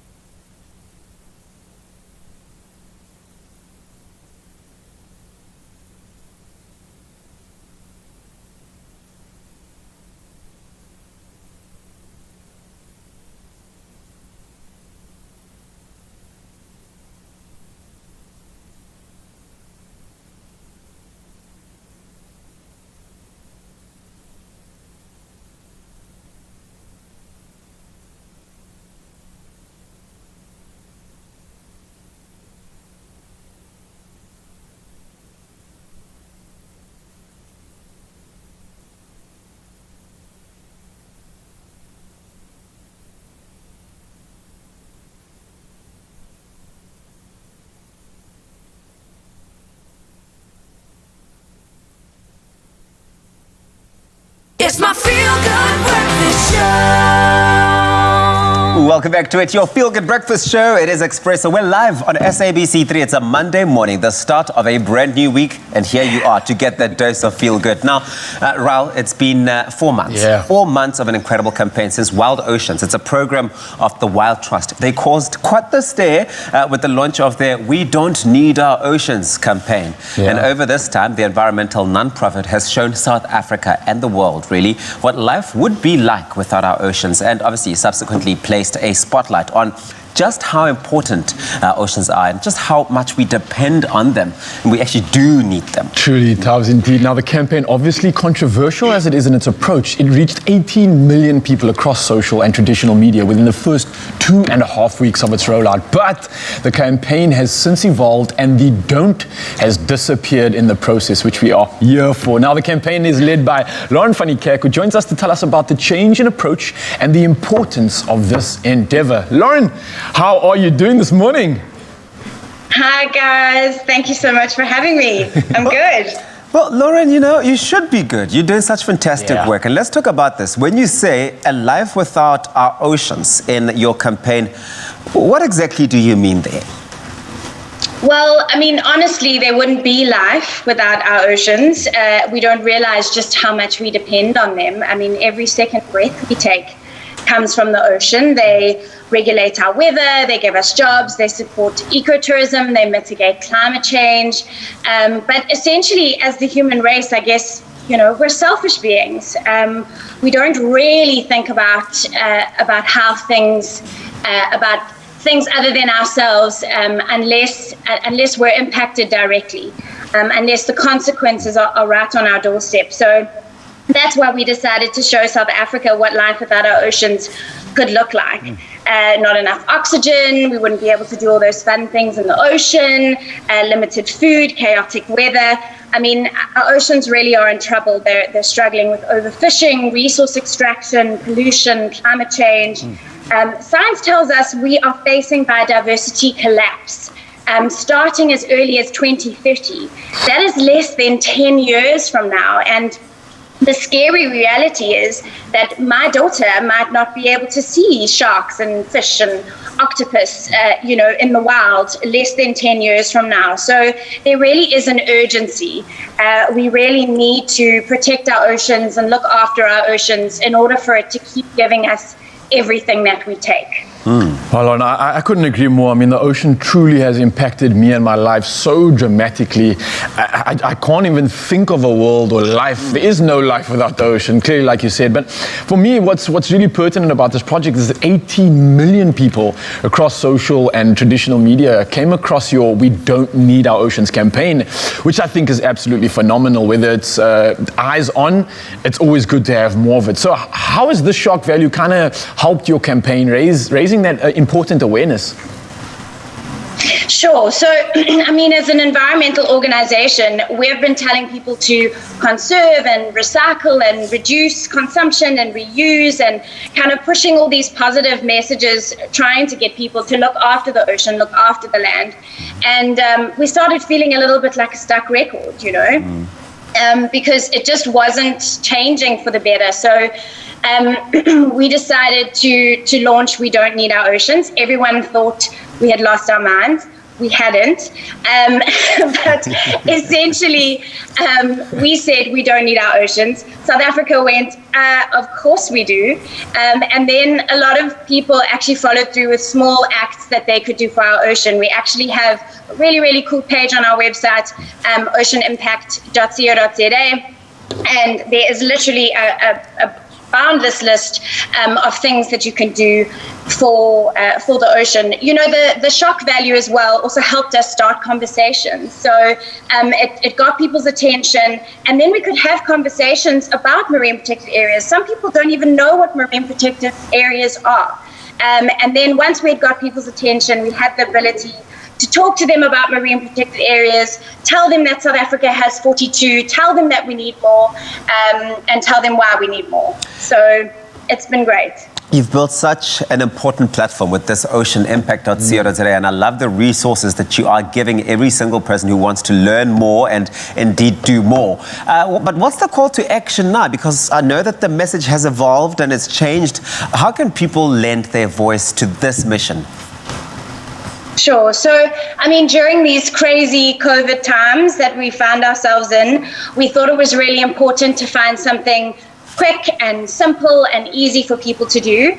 So we have set up an appeal on our website, oceanimpact.co.za, the appeal tab.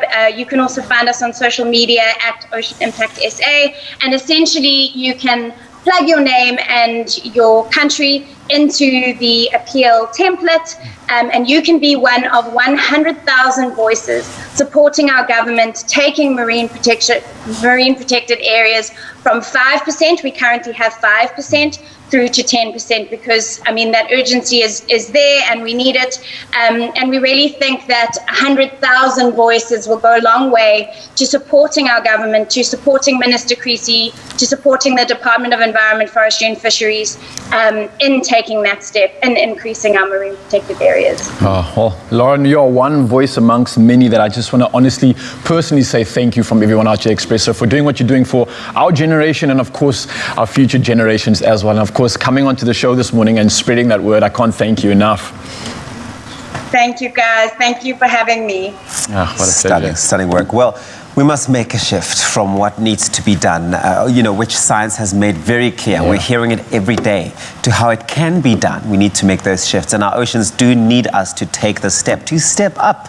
It's evident now more than ever that we do need our oceans. So go on and sign the appeal if you want to lend your voice to the cause, be one of the 100,000 voices, and of course now let's make a delicious meal, which is actually made responsibly sourced seafoods in the mix there. I love that. Go on the website.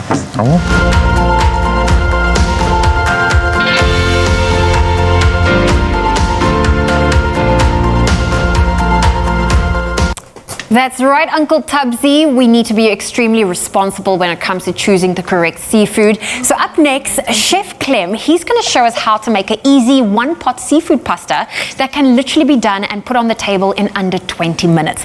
Plus, it has loads of Mediterranean vibes, so you can really enjoy a bit of armchair traveling while you feast on your responsibly sourced seafood dinner. Chef Clem, I'm very excited that today's meals is everything that's 30 minutes or less, and now this one's being promised 20 minutes and less. I made this last week in 10 minutes. See, this is my kind of cooking. Amazing is that? Okay, so when you do make this dish, the first thing you want to do is put your pot of water on the boil and cook your pasta, because that takes the longest to cook. Okay. We're cooking with seafood, and what I love about seafood is the fact that it cooks so quickly. And you don't want to overcook seafood. You don't want to. That is a mistake a lot of people make. Absolutely. So let's talk about what we're actually making today. We're making a beautiful smoky seafood pasta. And pasta anything, I know you love pasta. I love pasta. Anything is amazing. What's even better about this dish is everything can be like in your fridge already. The hake, which is sustainably sourced, and mussels as well. Sustainability is everything. And it's caught with local fishermen, by local fishermen. Yes, absolutely. Because you know that saying, there's plenty of fish in the sea? No, that's not true. That's not true. We have to look after our oceans and fish today so we're able to fish tomorrow. So everything's sustainably sourced. But the hake, you can freeze, and I keep like these little packs in my freezer, frozen, canned. This cream, that I just threw on the counter. Don't worry. Cream as well. I mean, that's one thing maybe you need to get, but like, it's just to make it extra creamy. Garlic we have. This is such an easy recipe. So, pan on the heat and a little bit of oil in there. I'm gonna add a little more. So we're gonna start layering flavors. This is a one pan or pot dish, because you just start layering flavors and everything happens there, and I cannot do dishes. I was about to say, life is busy, we are busy, we don't need to waste extra time doing dishes. We don't. No. Okay, so I love it. Some garlic. Garlic, and I go heavy on the garlic. I mean, I'll even add the other one, because it's okay. Go for it. It's good. It's good for you. It is good, especially with seafood. I mean, I'm a big fan of garlic, especially fresh garlic. Fresh garlic, absolutely. That's the way to go. Chili's going in there. Make it a little spicy. No wasting. That's going in. And I'm going to cook that. keep an eye on it. You don't want to have your heat too high when you're adding your garlic to the pan, because garlic got a bit of sugar in there where no sugar burns. Yeah. So there we go. Just mix it about. If you start like tearing or you're having a sniffle now, it's just the chili. Open the window. It's perfectly fine. Okay. Okay. Cool. So let's go. We're gonna. That's in. Oh, I can get the chili fragrance coming through. It hits you. It does. It does. Hits you. This is such a simple recipe. I almost feel like, what do I do now? Because I've got time. Okay, cool. The next thing is, honestly, if you do not know about the smoky tomato sauce with chipotle in it, I didn't know they make this with chipotle. It is so good. So, so this is a soup that you're using as a sauce? Because I even use this to make my barbecue glazes and other sauces, because the chipotle and the tomato in here is so amazing. And there's just something special about chipotle. It's so special. There so we that's go. going in. So you're just adding 1 tin? You can totally add 2. Do you want to add 2? Let's add 2. Let's add 2. Okay, well, we do have this recipe available for you, and you can get all the ingredients from Woolworths. That website is woolworths.co.za for the steps and every ingredient that you need. Do you know what I really appreciate about these tins? Is the fact that Woolworths loves us so much they put a ring on it. Because you don't need a tin opener. It's 2021. It's 2021. I don't even think I know where my tin opener is. I had a chef student with me last year, and you won't believe it, she actually didn't know how to use a tin opener. And I was like, it's okay. It's okay. It's okay. The world is catering to you. It's fine. Okay, bring that up to a simmer.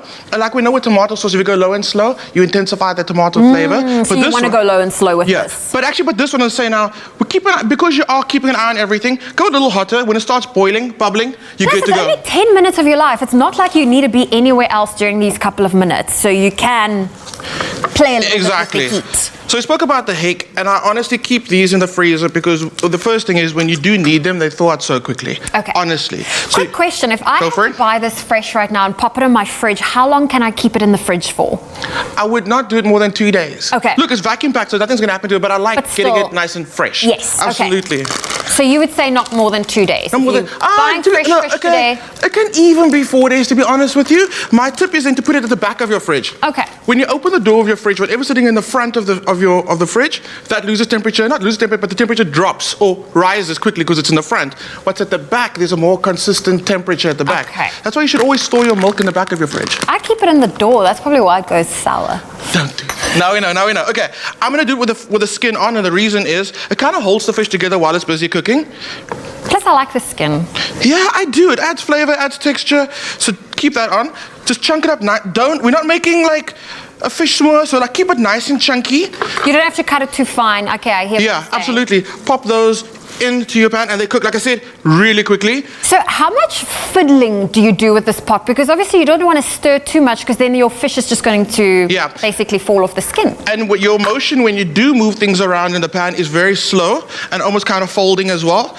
Okay. But you do want to make sure they get coated by that sauce. This cooks so quickly. I'm loving the fragrances I'm getting. I'm still getting that chili. I love that you went very generous with your garlic. Okay, garlic. Mussels with the garlic butter already. They're frozen, and I cook them from frozen. You see the little knobs of garlic butter? That's going in. So you just pop straight frozen into the pan? Yeah, so also, just like the fish, if it is frozen, they thaw out so quickly. And I like adding them frozen, so as they actually cook through, they start to release that mussel kind of stock. With the garlic butter, everything goes in. See, this is a one-pot kind of dish. It is such a one-pot dish. So you can use any pasta for this. Pappardelle, tagliatelle, linguine, spaghetti. Like literally, just have fun with it. I actually like using a thicker pasta because there's quite a bit of sauce in there. And the thicker pastas hold onto those sauces. Okay, lid on. Lid on. To get it heat up a little bit.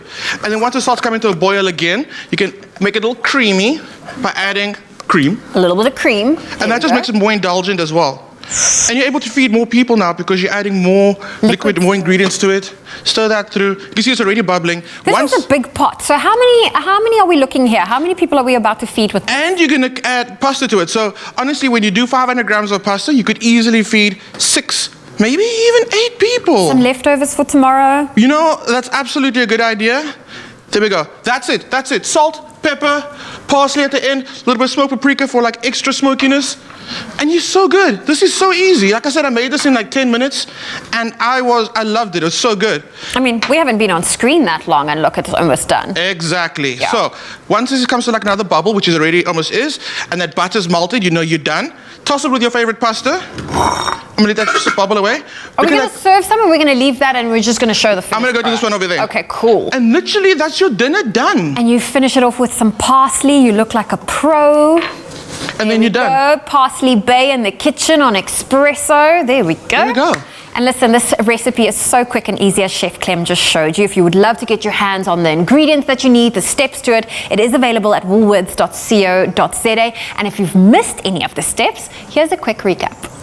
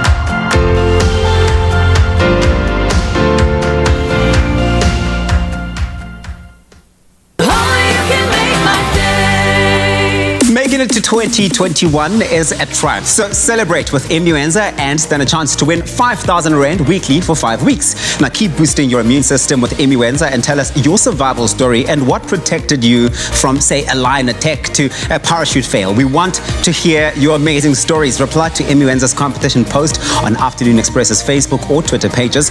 And note that this competition runs until midnight, the 17th of March 2021. T's and C's can be found on afternoonexpress.co.za.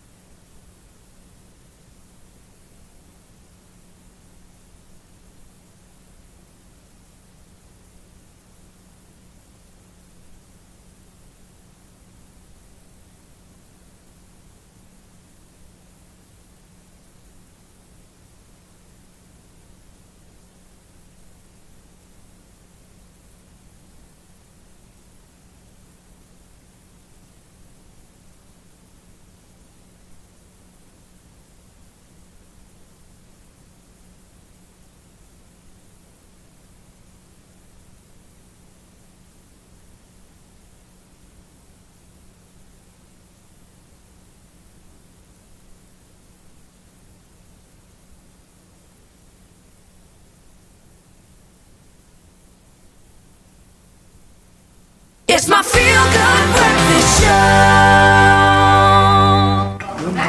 This is your Feel Good Breakfast Show right here on SABC3. Happy Monday to all of you. If you're having a bad Monday, don't worry, about to uplift your spirits this morning, because worship band Undignified Collective will be taking to the floor to perform their song, We Enthrone You. Now, the song was written by worship leader John Lynn van Reenen more than 2 years ago, and this worship song approaches God in a boldness and confidence and calls us to behold him in all of his facets and for him to be the center of our lives. And I hope you do so today. John Lynn, take it away.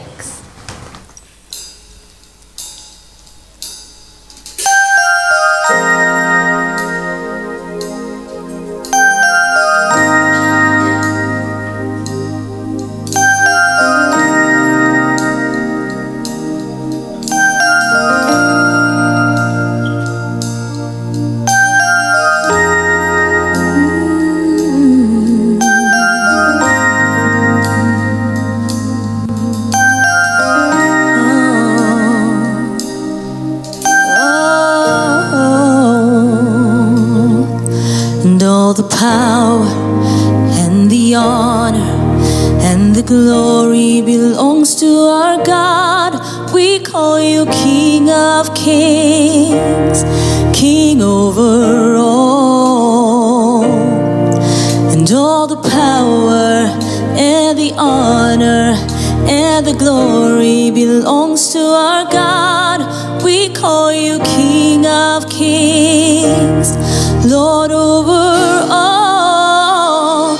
We enthrone you, King of Kings. We enthrone you, King of Kings. We enthrone you, King of Kings, King over all. We enthrone you, Lord of Lords. We enthrone you, Lord of Lords. We enthrone you, Lord of Lords, Lord over all.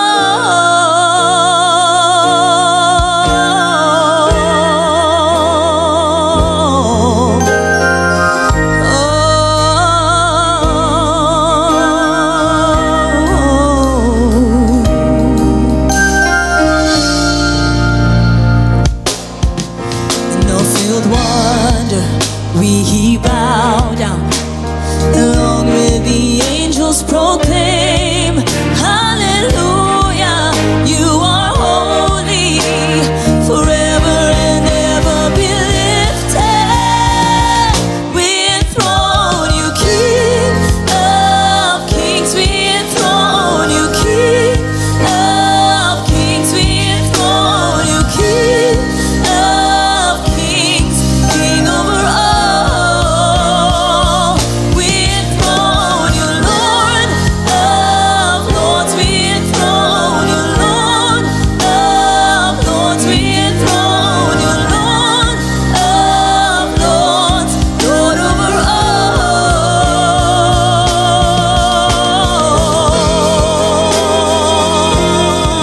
We proclaim you now. We enthrone you now.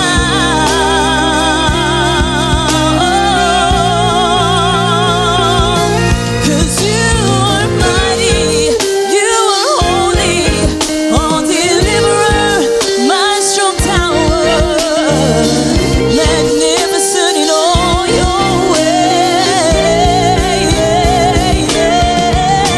Sing hallelujah, hallelujah,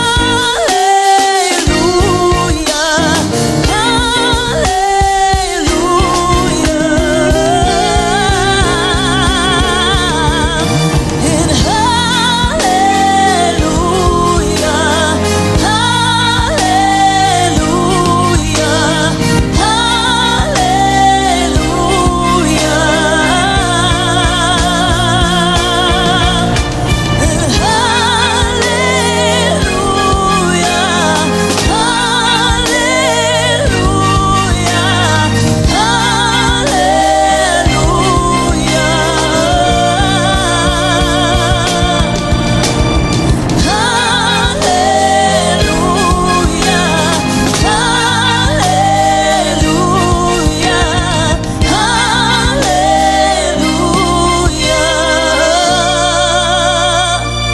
we enthrone you, King of Kings. We enthrone you, King of Kings. We enthrone you, King of Kings, King over all.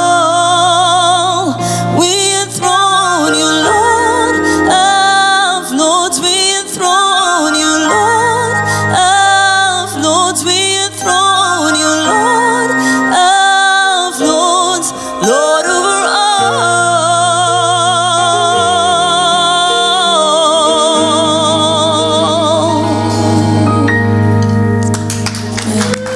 John Lynn van Rienen from Undignified Crew. They'll be back for one more performance, but let us know what you thought of that We Enthrone You. Right now, we are down to the final hour of the show. Here's Zoe with those news headlines. Thank you, Jamie. It's shortly after 8. Let's take a quick look at those headlines. Starting with national news, the Health Department has given an update on the first vaccinations of healthcare workers and says some 10,000 have been vaccinated since the 17th of February after the arrival of the Johnson & Johnson vaccines. The rollout in the private sector commenced on Saturday and 3,000 healthcare workers have already been vaccinated. The department has commended the collaboration between all parties and the patients of the healthcare workers as they roll out the large-scale program. And staying with local news, the Minister of Basic Education, Angie Motshekga, is to announce the matric results for 2020 in Pretoria tonight. More than 1 million matrics took the exam. Role players believe that last year's matriculants will do well despite the challenges of the coronavirus pandemic that disrupted the school year. The president of the Congress of South African Students, Douglas Ngubeni, said they expect a slight improvement in the results despite all the challenges last year. And we now move to news abroad, where 7 people have died after a Nigerian Air Force plane crashed shortly after a runway, well, short of a runway, in the capital of Abuja yesterday morning. The plane, which was on its way to Minna in the northern state of Niger to try to rescue 42 people who had been kidnapped, had reported engine failure. The Chief of Staff, Air Staff, has ordered an immediate investigation. In a series of tweets, the Air Force asked the public to remain calm and await the outcome of the investigation. And meanwhile, a United Airlines Boeing jet yesterday scattered debris over a residential area near Denver, Colorado, after one of its engines failed on takeoff and caught fire. The Boeing 777, with 231 passengers and 10 crew on board, en route to Honolulu, was able to return safely and land at Denver Airport. On the same day as the Denver incident, an engine failure on a Boeing 747 freighter saw debris fall onto the town of Mersin in the Netherlands. The aircraft bound for New York landed safely in Liege in Belgium. And now news of Africa's first pangolin rescue veterinary ward. World Pangolin Day was commemorated on Saturday. To mark this occasion, an international banking and wealth management group announced plans to fund and support the first dedicated pangolin veterinary ward on the African continent in partnership with the Johannesburg Wildlife Veterinary Hospital. Where this ward is situated was not disclosed. The group said it is believed that the corporate investment is vital to sustain SA's rich wildlife and benefits both people and animals. The Johannesburg Wildlife Veterinary Hospital is a global leader in the field of pangolin veterinary treatment and rehabilitation, and the facility has already treated over 130 pangolin patients since it's opened in March 2017. Chief veterinarian Dr. Karen Lawrence and her team have raised the hospital's treatment, rehabilitation and release rate from 50% to 80% in the last 4 years. They will now conduct all medical treatments on pangolins in a specially designed ward with its own theatre. Their vision is to become a world-class provider of veterinary care for endangered pangolins, while also serving as a teaching hospital for veterinary students and a base from where to support global conservation efforts. Well, on that note, that's where we leave your morning headlines. Here is a quick and final look at your sport.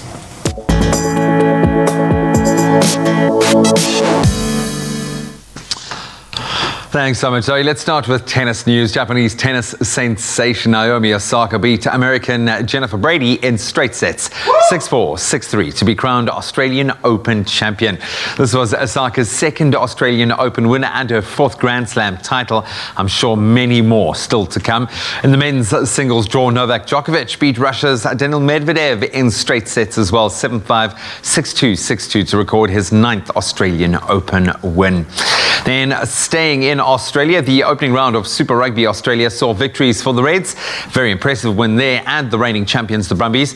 So the Reds scored 5 tries to beat the Waratahs 41-7 in the season opener in Brisbane. Noah Lolesio, Irai Simone and Isak Fines all scoring tries for the Brumbies then, as the defending champions recorded a 27-11 win over the Western Force in Perth on Friday as well. So after round 1 of the tournament, the Reds understandably topping the standings with that bonus point now on 5 points. Now on to rather sad rugby news. 3-time World Player of the Year and double Rugby World Cup winner Dan Carter has announced his retirement from professional rugby. The 38-year-old All Blacks legend, who remains the record points scorer in both Test and Super Rugby, said he was sad to call it quits. Carter won the last of his 112 caps for New Zealand with a man-of-the-match display in the 2015 World Cup final. That was a win over Australia, of course. Now moving on to local soccer action from the weekend. weekend. SuperSport United and last season's runners-up Kaizer Chiefs played out to a 1-1 draw in Soweto on Saturday. Baraka FC beat Black Leopards 2-1 and Takuma. They recorded a 1-0 win over Stellenbosch. The match between Cape Town City and Swallows ended in a 1-1 draw as well. So after this weekend's results, reigning champions Mamelodi Sundowns do remain at the top of the log, with SuperSport in second and Swallows in third, chasing hard. Then a little further afield in the English Premier League this weekend, former champions Manchester City created even more of a cushion at the top of the standings, edging out Arsenal 1-0 at the Emirates. And Ole Gunnar Solskjaer's Manchester United looked convincing, beating Newcastle United 3-1 at Old Trafford in the last game of the weekend late last night.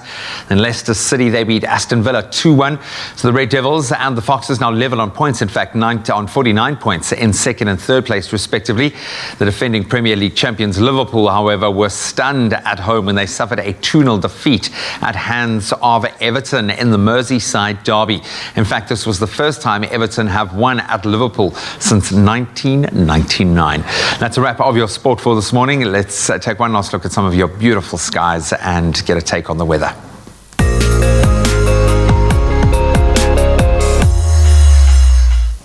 Thank you, G, and a big thank you to you for every morning sending through your beautiful sunrise photos. And let's quickly take a moment to look at the ones that we've been receiving from your areas. Now, we started the morning off with an image from taking a look at the image that came through in Pietermaritzburg. This one was sent in from Jason Sebastian from Delpoort Whip, who also shared this photo showing a little cloud cover in the distance. Annika Kaiser from George shared this colorful skyline, and last but not least, Gershwin Shaw from Pretoria shared their beautiful images. So thank you so much for that, and please do continue sharing your stunning sunrise photos with us. We love hearing from all of you, and we also love interacting with you on our social media platforms.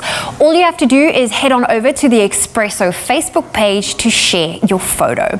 And while we love our local viewers, we also have to take a moment to acknowledge our international viewers too that are watching on the Africa channel or on YouTube. We are using our last weather segment of the day to feature the US state of Hawaii. It is the only state outside of North America, the only island state, and the only state in the tropics. Several areas in Hawaii are under the protection of the National Park Service.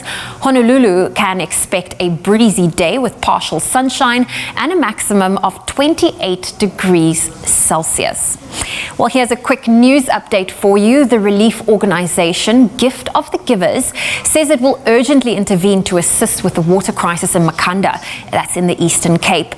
Makanda has also been facing water woes for the last 4 years, linked to infrastructure problems and the crippling drought. Residents and local businesses have been hit with erratic water cuts on a daily basis, but the situation is again critical as the water supply to the town has virtually dried up. Imtiaz Suleiman of the Gift of the Givers says they will send additional water tankers from neighboring towns to assist the city. Meanwhile, Gift of the Givers recently donated 6 boreholes to the drought-stricken town of Adelaide and surrounding areas. The drought and aging infrastructure are the major contributors to water scarcity in Adelaide. Supply dam levels have also dropped significantly. Well, that's where we leave that quick bit of news for you. Let's quickly take a final look at your temperatures.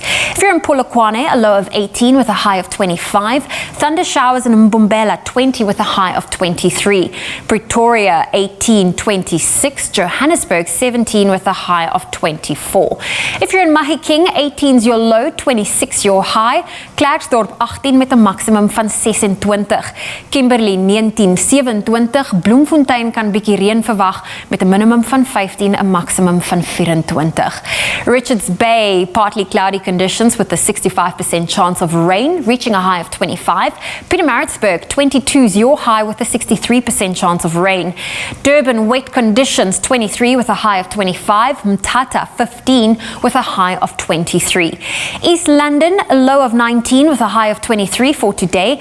Craddock, partly cloudy, reaching a high of 32. Port Elizabeth, 17, 24. 24, George 14 with a high of 23, Cape Town 18 reaching a high of 23. Sunny conditions in Worcester today, a low of 9, a high of 32, Sutherland 6 reaching a high of 27, and Uppington partly cloudy with a low of 20 and a high of 34 degrees Celsius. Well, that's where we leave your weather for this morning. If you have a beautiful sunrise photo you'd love to share with us, please do so on the Expresso Facebook page.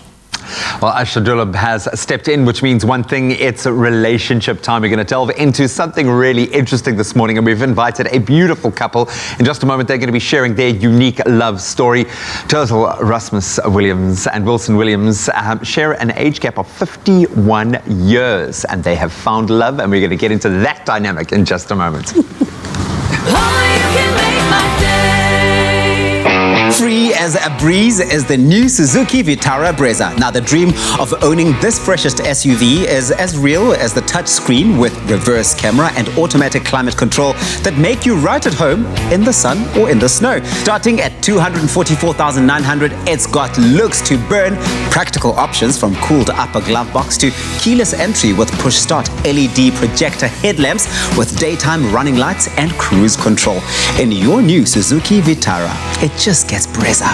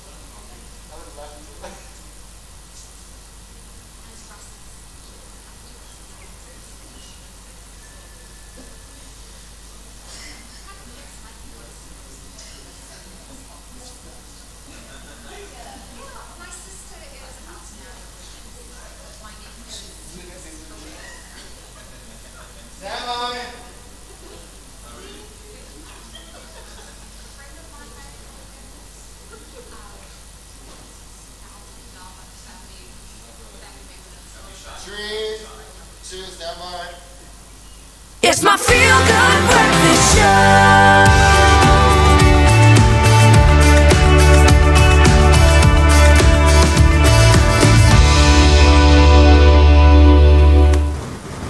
Yes, time to get into our relationship chat, and we are approaching the end of the month of love in 2021, and we love to hear stories of love and commitment that are a little out of the ordinary. And this morning we are turning our focus to a big age difference in romantic relationships, or what else is known as and often termed as an intergenerational relationship. And we are meeting a wonderful couple who have an age difference, as I said before the break, of 51 years between them. Well, today we are asking you the question, how do you and your romantic partner navigate the age difference? Clinical psychologist Asha Dulab, alongside husband and wife Turtle Rasmus Williams and Wilson Williams, are here today to help us really discuss this topic. And we are taking your questions and comments via our Facebook page, so please do let us know if you have any questions. Welcome so much to you guys. Thank you so much for joining us. We love celebrating the month of love in this way. It makes a nice change of pace for us as well, Aisha.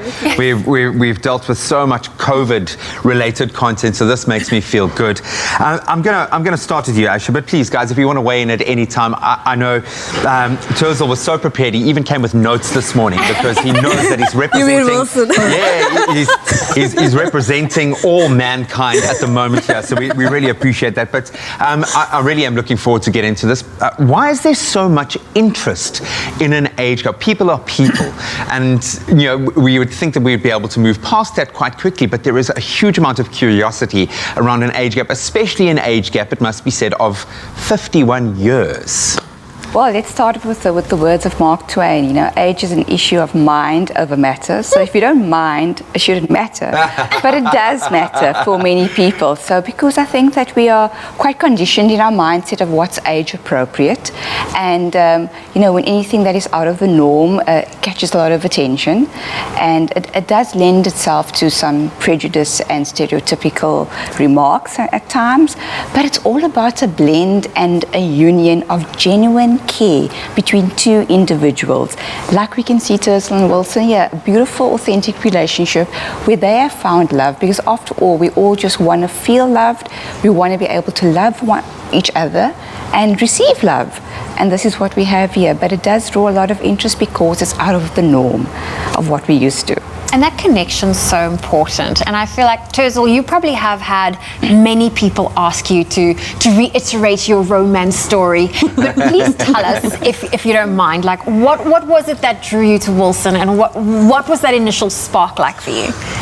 What I really loved about Wilson the first night we met, which I can still remember the date, 12th of August 2016, a Friday night, was the fact that he was kind.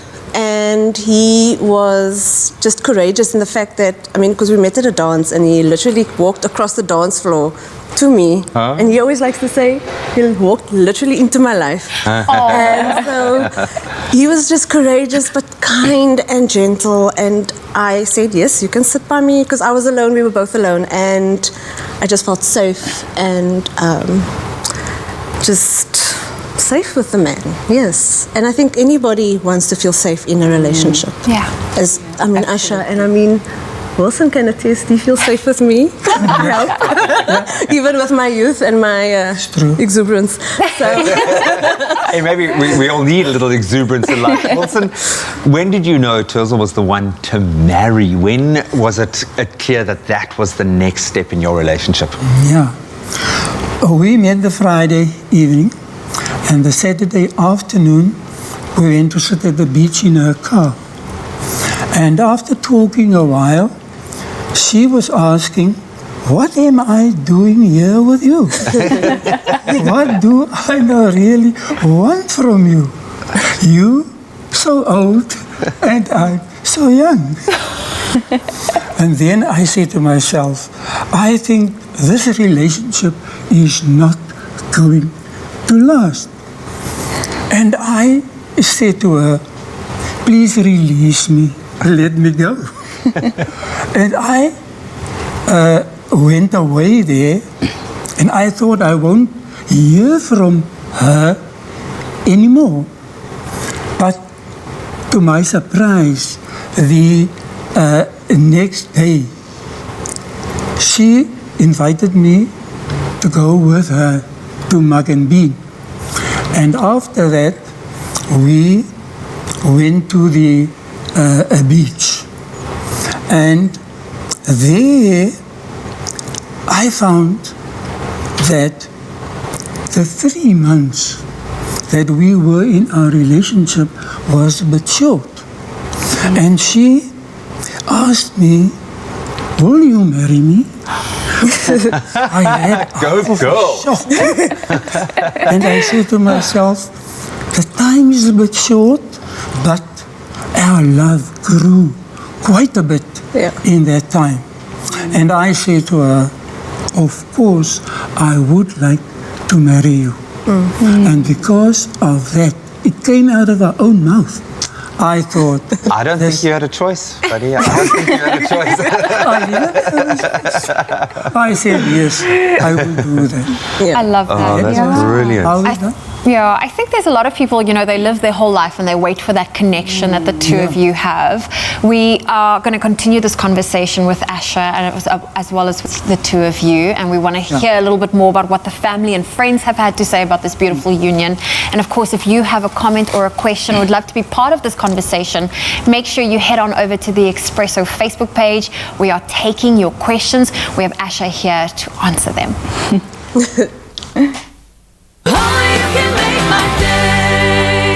Join the Insider Essay this Tuesday evening at 7:30 and discover the coastal town of Hermanus with Candice Modisele and her best friend Melo Mauka. Meet Chef Jane Nshuti, who from tough beginnings has grown her plant-based catering business. And join me, Nick Hammond, at home and meet my partner Sarah and the 5FM 5 Drive team. That's the Insider SA, Tuesday evenings at 7:30, only on SABC3.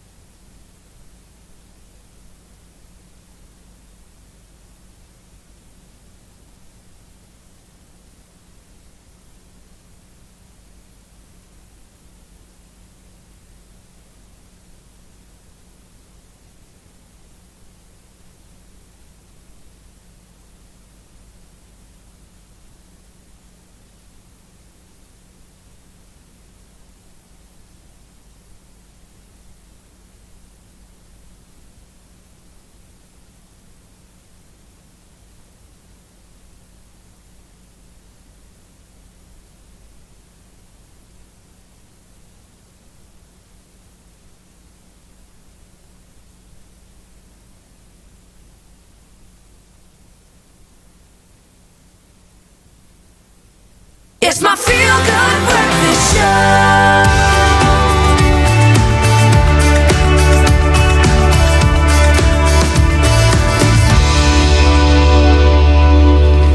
Welcome back. Yes, Asha is here. We are talking relationships and relationships with a very big age difference. 51 years, in fact, when it comes to Terzel and Wilson Williams. We've been reveling in their beautiful love story itself, and we asked you guys to weigh in with some comments or questions of your own, and we've had a couple of comments, understandably, come through already, which we're going to get into right now. Let's see what our viewers on Facebook have been saying. Don't be nervous. So we got this one in from Cheryl that says, been together for 16 years, married for 1 year on the 7th of March, and 18 years difference between us, me being the eldest. Age is only a number, and respect plays a big part in any relationship. I love that you are nodding your head. It's look, it's impressive. It's not quite 51 years, but it's impressive. I love the fact that there are so many people that are expressing their love like this. Rose says, my husband is 17 years older than me, and we are the best of friends, love and respect each other, and have the same likes and dislikes. I couldn't be happier. I would imagine that there is an extreme reaction. It's just, as Asha pointed out, it's like human nature. I don't know who to start with here, because I'm so interested in both of your answers, in fact. But maybe, Wilson, I'll start with you. How did your family react when you made the announcement that you guys would be, first of all, that you were in a relationship, and then secondly, that you would be taking the big leap and getting married? If I must start with my two daughters, there was at the time that I told them, you two are both divorced, but you have relationships. And I think it is high time for me yes, sir. Also to have a relationship. And then they said, you are free, we are glad. it can happen. And that is how I sort of started looking up. And then I went to that function and I met her there. Oh, wow. But he actually saw me from a distance before he came up to me. So he already was Yeah, he clocked you. Yeah. oogling a little bit there. And for you, what has the reception been to your relationship? Interesting enough, I will say that I've had a bit of flack from the younger generation, which I thought wouldn't happen, but was quite interesting on Facebook, and some mean comments. It's been actually quite ugly, especially in the beginning. But you push through that because this relationship's more important. Yeah. And I was just grateful that my parents were very happy. Before my dad died, he was very happy with Wilson, and so I could marry him knowing that, because at the time when we got married, my dad was quite sick, so yeah, and my mom loves him. And yeah, his family, at first, were kind of like, because he's the patriarch of the family, and so everyone was very protective, but they were just, cautioning from a distance. But as time went on and they got to know me and they could see I really care for him and I love him and he's happy. Yeah. So. Where your intentions are. Yes. Yeah, I love the words of kindness that is coming up, the word courage, and Wilson saying free. I think we all just want to feel free to be in relationships where we can just be ourselves and be authentic. And but I think many people do feel the need to kind of intrude in other people's lives. It's just the nature of human behavior. People want to comment, and it can become harsh. But I think that the maturity comes into play, where both Wilson and Tirzal have the great sense of maturity in understanding that, which links into emotional EQ, emotional understanding and awareness of oneself in a relationship. And I think with relationships such as Tirzal and Wilson's, it's the need to really look at one's expectations in a relationship, and while we are together, the intention of why two people are actually in a relationship. Yes, so and if I can cut in there, the intention is to love one another. I was very much aware he's much older, but we met at the time when we were quite lonely. I was 26, and as he told me that night, he was 63. 63. But he was actually 76. So he lied about his age. It was a white lie. Shame on you. I had to do that to make my chances better. 100%. We've all been there, but yeah. I must say it worked, because you won't say that he's 80. Not at all, not at all. So, love is the easy part, because if you fall in love, you fall in love, and nothing's going to stand in that way. I want you to think about what's been difficult about this, because any relationship is tough and complex, and we face challenges. I can speak from my own experience. So I'm interested. I'm going to get you guys to think about that for just, you can refer to your notes. We'll see if you need to for this one, but Aisha's going to stick around. We're going to be talking about a big age gap in relationships, and if you yourself are in such a relationship or have any questions that you'd like to pose our lovely couple or Aisha, please let us know on our Expresso Morning Show Facebook page, or you could even give us a call if you wanted. We'll keep those details up. We are feeling all the love here on your Feel Good Breakfast Show, and of course it is #Motivation Monday, and we want to motivate you to love yourself, but also give yourself a little TLC no matter what age you are. And we don't always have the time to go for a proper spa treatment or massage because of life. We get busy, but that shouldn't stop you from treating yourself. And of course, with Woolworth's assortment of self-care goodies, you can easily create a personal spa right in the comfort of your own home. And our beauty editor Nox Mafu is here to tell us exactly how to do so. Happy Monday, Mama. Happy Monday. It's a good time to start. It's a great time to start, because really when you see the buzz on social media everywhere, self-love, self-care has become the top trend right now, especially during the pandemic and lockdown. Why do you think that is? I think, the world has definitely changed a lot, and I think what self-care really is about really taking care of the things that matter to you. So, if beauty really makes you feel good, then that is a really good time to just hone in and do something for yourself. And I think with the world changing as it is, and so much that we've gone through, it's so important to just touch base with yourself, away from the kids, away from your responsibilities, and just check in. So it's really a lovely way of just making routine, and kind of like the routine of putting on makeup and stuff, to really feel good and just pay attention to yourself. And it's not selfish. It's absolutely it's all about yourself. But if I wanted to create a spa in the comfort of my own home, because why do we need to go out if you can do it right in your home? Yes. How does one do that? Well, I think there's so many things from W Beauty that you could try, but I think the most important thing, I think,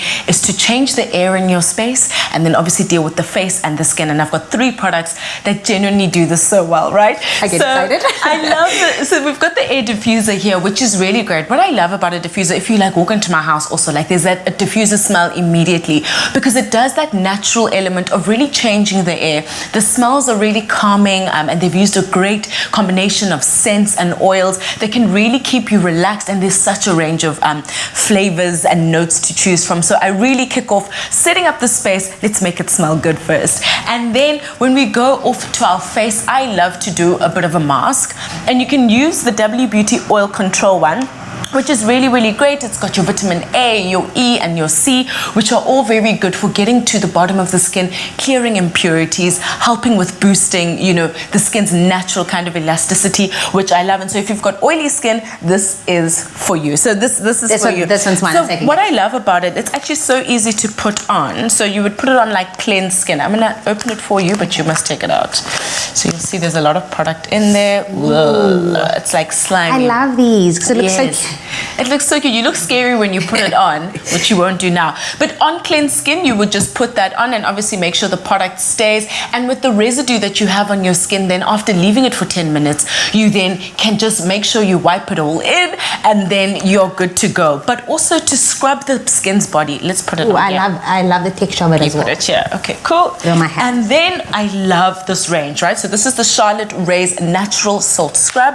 This is great for your body, right? So if you really want to just get to the dirt, and we carry a lot of dirt and dead skin, this is a really good way to start. I've kind of played with it, but it comes in a plastic and a really nice consistency. Let me do it like that. So you can just, of course, you can just rub that into your skin so nicely, and it's like, I'll probably try to use my arm, and the salt really just gets in there. We know that there's so many healing powers from salt. Some people like to swim or whatever just to throw themselves in there, but really a beautiful way to exfoliate. So if you're looking for something just to get to that skin, remove the dirt, I say you do this. And you can do this in the shower, keep it on for a bit, scrub it up, and then you can rinse off as normal. Here's what I love about everything is that everything you mention is where I need to go to nature, to the mountains to get that, to get the tranquility of an air diffuser, to get that scrub from the ocean. But I don't need to, because you can just go to work and you're done. And that's the thing. W Beauty is very much about all vegan products, really endorsing, things that are good for the environment, naturally sourced.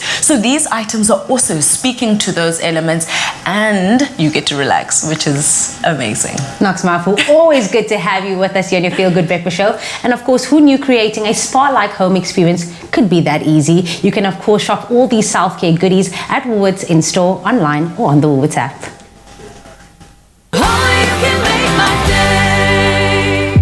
Looking for fantastic health and weight loss benefits without a lifestyle change or being on a diet? Well, Shapeline 50 Billion from Proven Probiotics is the first ever probiotic to offer scientifically proven weight loss, while at the same time boosting immune and digestive health. That's why we think Shapeline 50 Billion may well be the world's most effective probiotic. Available at Dis-Chem and Clicks.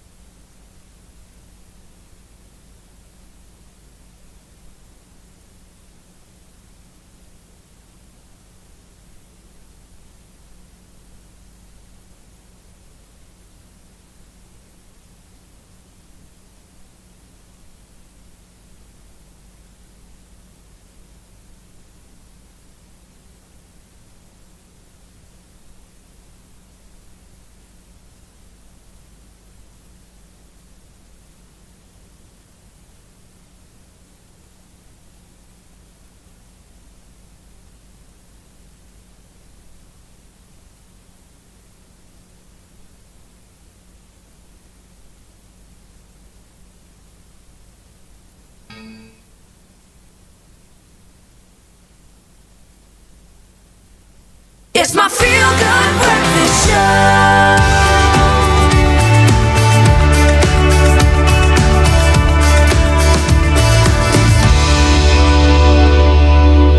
Well, welcome back to your Feel Good Breakfast Show. It's Expresso, and you're just in time as we continue our conversation around relationships, because on Mondays we are talking relationships, and today we're asking the question, how do you and your romantic partner navigate your age difference? We're back with clinical psychologist Asha Dulab alongside husband and wife duo who has a 51-year age gap. That's Terzel Rasmus Williams and Wilson Williams, and they are here to help us unpack this topic. So you are welcome to weigh in with your questions and comments on our Expresso Facebook page, and we do have some of those comments right now. Yeah, let's take a look at what you have been saying, and a lot of people relating, which I love. Dominique saying we have a 21-year age gap.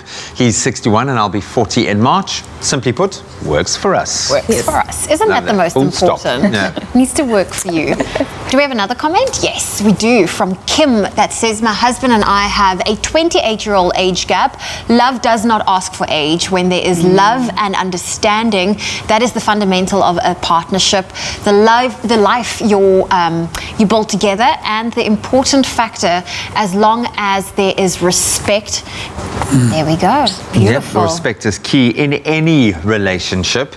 Yeah. I would imagine, like any relationship, Wilson, this one has changed you, and I would imagine at your age you didn't think that you could change dramatically, but how has your time with Terzel changed you, and this relationship helped you to develop personally? Yeah,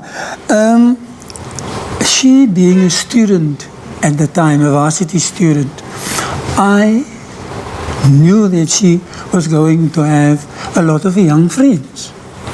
And I told her I wouldn't like to compete with the young ones. And so she had to work on that, and she done it very well. So we went on because I knew that she was quite an independent person, and she wanted to ask things and do things on her own. And I said to her, but you must now listen, I am 76 and you 25. 26. You 26, you must now also listen to what I have I think to at this say. stage it really doesn't matter. Yeah. You must also listen to what I have to say, so that we can work on two things together. Yeah. And I usually was, and still is, much slower than she in anything we do. And I had to remind her, you know, you must remember, you must go slow with me. And then she would always say, I know I must not forget. So please forgive me, I'm sorry. And so we went on with this, and at this moment, we are really on our way doing just that. Just to touch on what he said in the beginning, it was difficult because we had different life paces, and coming together and meeting each other halfway was very important. And like that lady said on Facebook, you know, having respect, but also think patience, especially from my part, was very important, something I didn't have. So I learned to have patience and just to be kind and be considerate. And he for me as well. And like you heard, you know, he was considerate that I'm independent, that I want a career, and so he accepted all of that. But I also had to accept certain aspects of him. And I think at that time I didn't think that anything of that, actually. And I had to learn how to love somebody, and when you love somebody you need to have that respect and kindness and patience, and that's what I learned in terms of empathy. That's what I learned, at least, with him, being with him. So important. I mean, I know earlier before we went into our ad break, Graham asked you some of the challenges the two of you have faced. What have been some of those? Personally, for me, it's been hard. I had to break up one or two friendships because like we spoke during the ad break, you actually touched on something. I was like, hey, that actually happened to me. When you asked, has there ever been a moment when he wasn't invited because of his age? And that happened. And that was very hard for me, and definitely hard for my friend as well. And I have the greatest empathy, but I had to choose what I needed to do for me at the time. I was living my life not for myself at that point. I was living my life for other people, and I knew when I'm with him, I am the safest, I am my most comfortable, I am who I am and want to be. Yeah. And I like that person when I'm with him. And so I made that choice for me, and I don't regret that. And you don't need people like that in your life that's going to exclude your partner from day-to-day activities. So you've had to cut some friendships. Either they adjust or we move on. I've got to ask, Ash, I wish we had more time. There's so many questions that I'd love to ask you, but I'm going to ask you to round off for some advice, because even judging by the amount of comments we've had, there are so many people that don't see age difference as a barrier to love. What advice do you have for couples navigating that path? The words respect, patience, human qualities. If you think about our ex-president Nelson Mandela, he was married to Grasa Machel with a 27-year age gap. And I remember in an interview with Grasa, she said, I know him as a human being. And it's those human qualities that we are speaking about, just the need for supporting each other, embracing the union of love. And key is communication and understanding, which all links into our need for a higher EQ generally. Emotional intelligence, understanding our emotions, comprehending it and expressing it all the time. And that's the beauty of relationships such as these, authentic relationships. Authenticity, we're all about that. We hope that your relationship continues to blossom and that you have a wonderful, and I know it's still a relatively new married life, but that you continue to savor every moment that you have together. We really appreciate you taking the time to step out and share this love with the world. We really do appreciate it. And if you'd like to connect with Asha, you can do so on info@ashadulab.com. We'll keep those contact details up on our social media platforms. And thank you so much to you at home for weighing in on the conversation as well.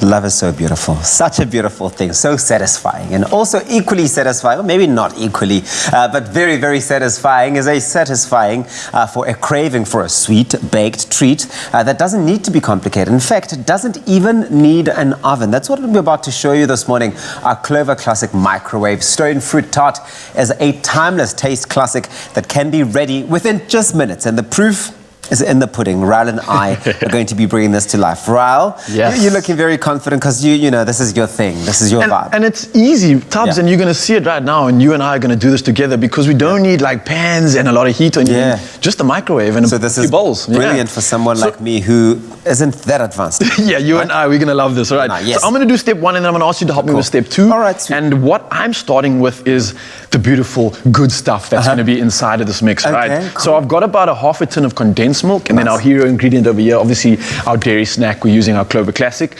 It's great, it's creamy, it comes with 10 vitamins. On top of that, you've got so many flavors. Today we're using our peach or our apricot flavor, but you've got peach, you've got mixed fruits and the likes.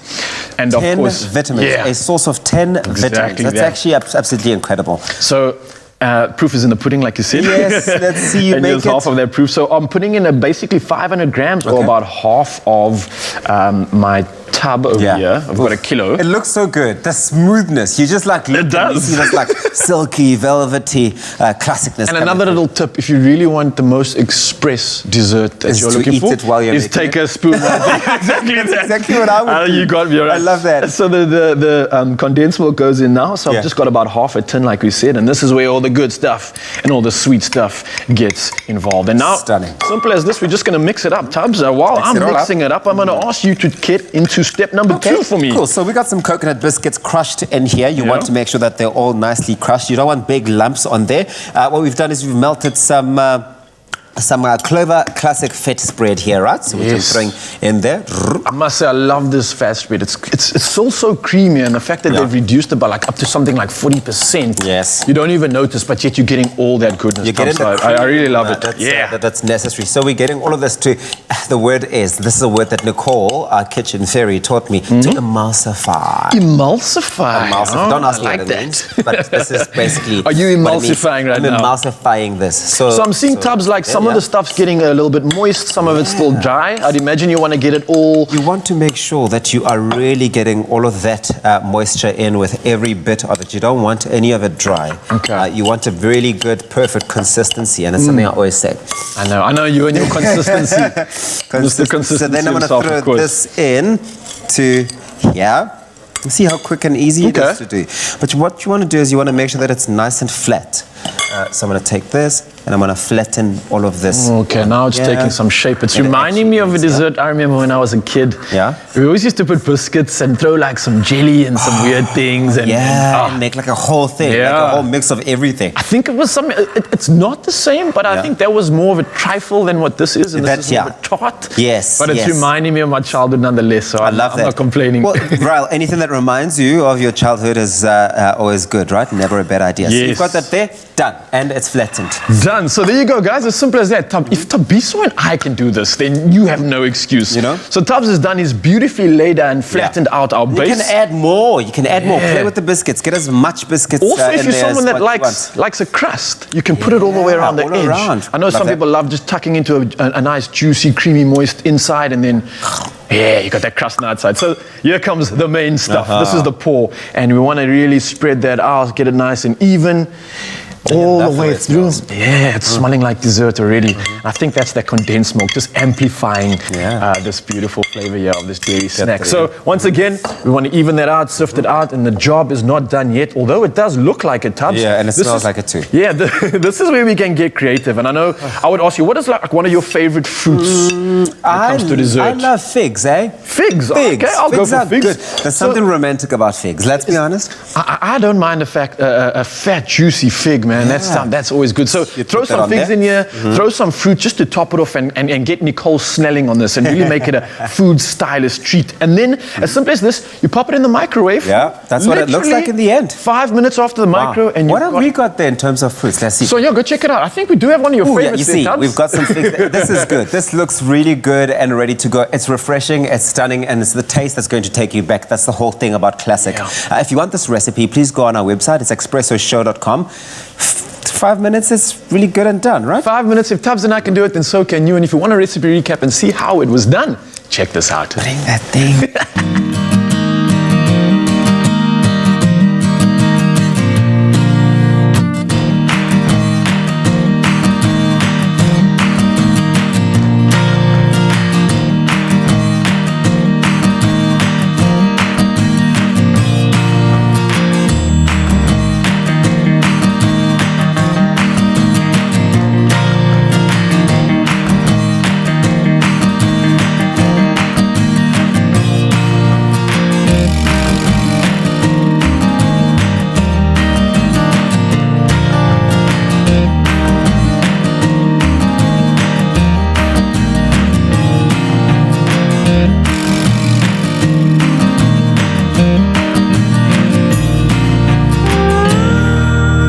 Made with love by Clover.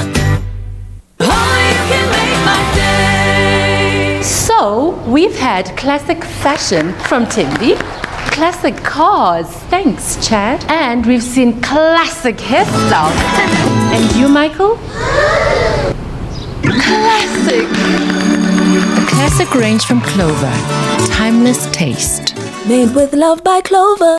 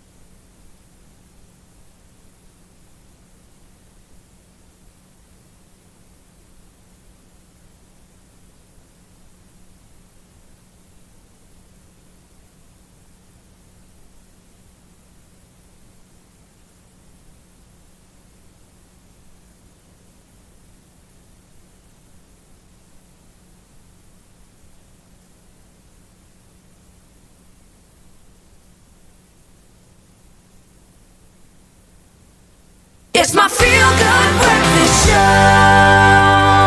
Welcome back to it, your Feel Good Breakfast Show. It is Expresso live on SABC3 with just a few minutes to go before we wrap it up. Here's a dose of Feel Good. Undignified Collective. They are ready to perform their Gospel Monday song, The Church is Moving On. I love it. Now, this song was written by worship leader and founder John Lynn van Rijn during one of the first services back from hard lockdown. So the timing was absolutely incredible. And the anthem calls the Church of God out of isolation and into revival. Please take it away. Thanks. The gathered church is here to stay, and the gates of hell shall not prevail against the church. As we declare the revival into the nations, we are speaking the breath of God back into the people of God. And we understand that the church shall not be stopped, the church shall not be curbed, but the church is moving on.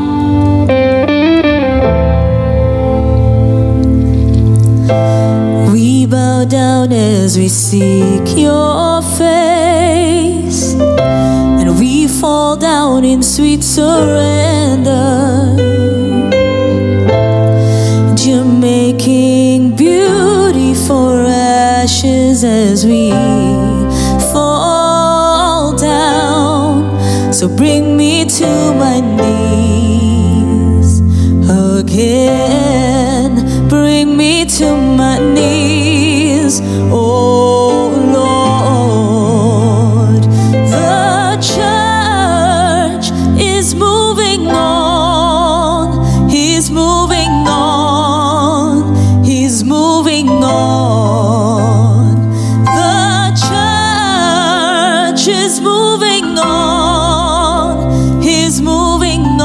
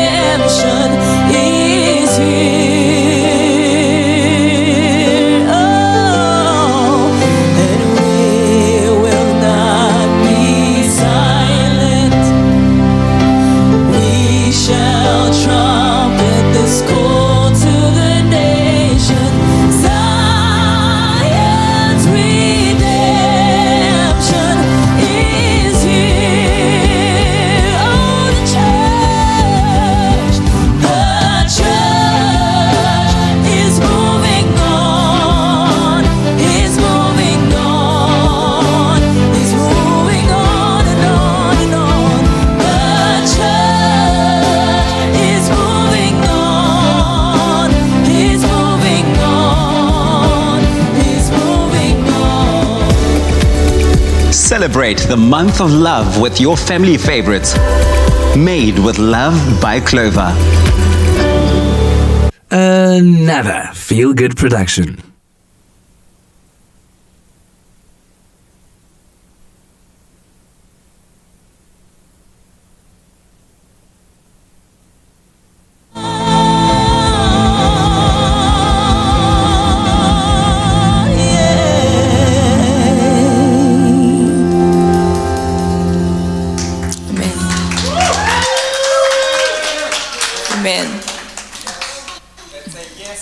Amen.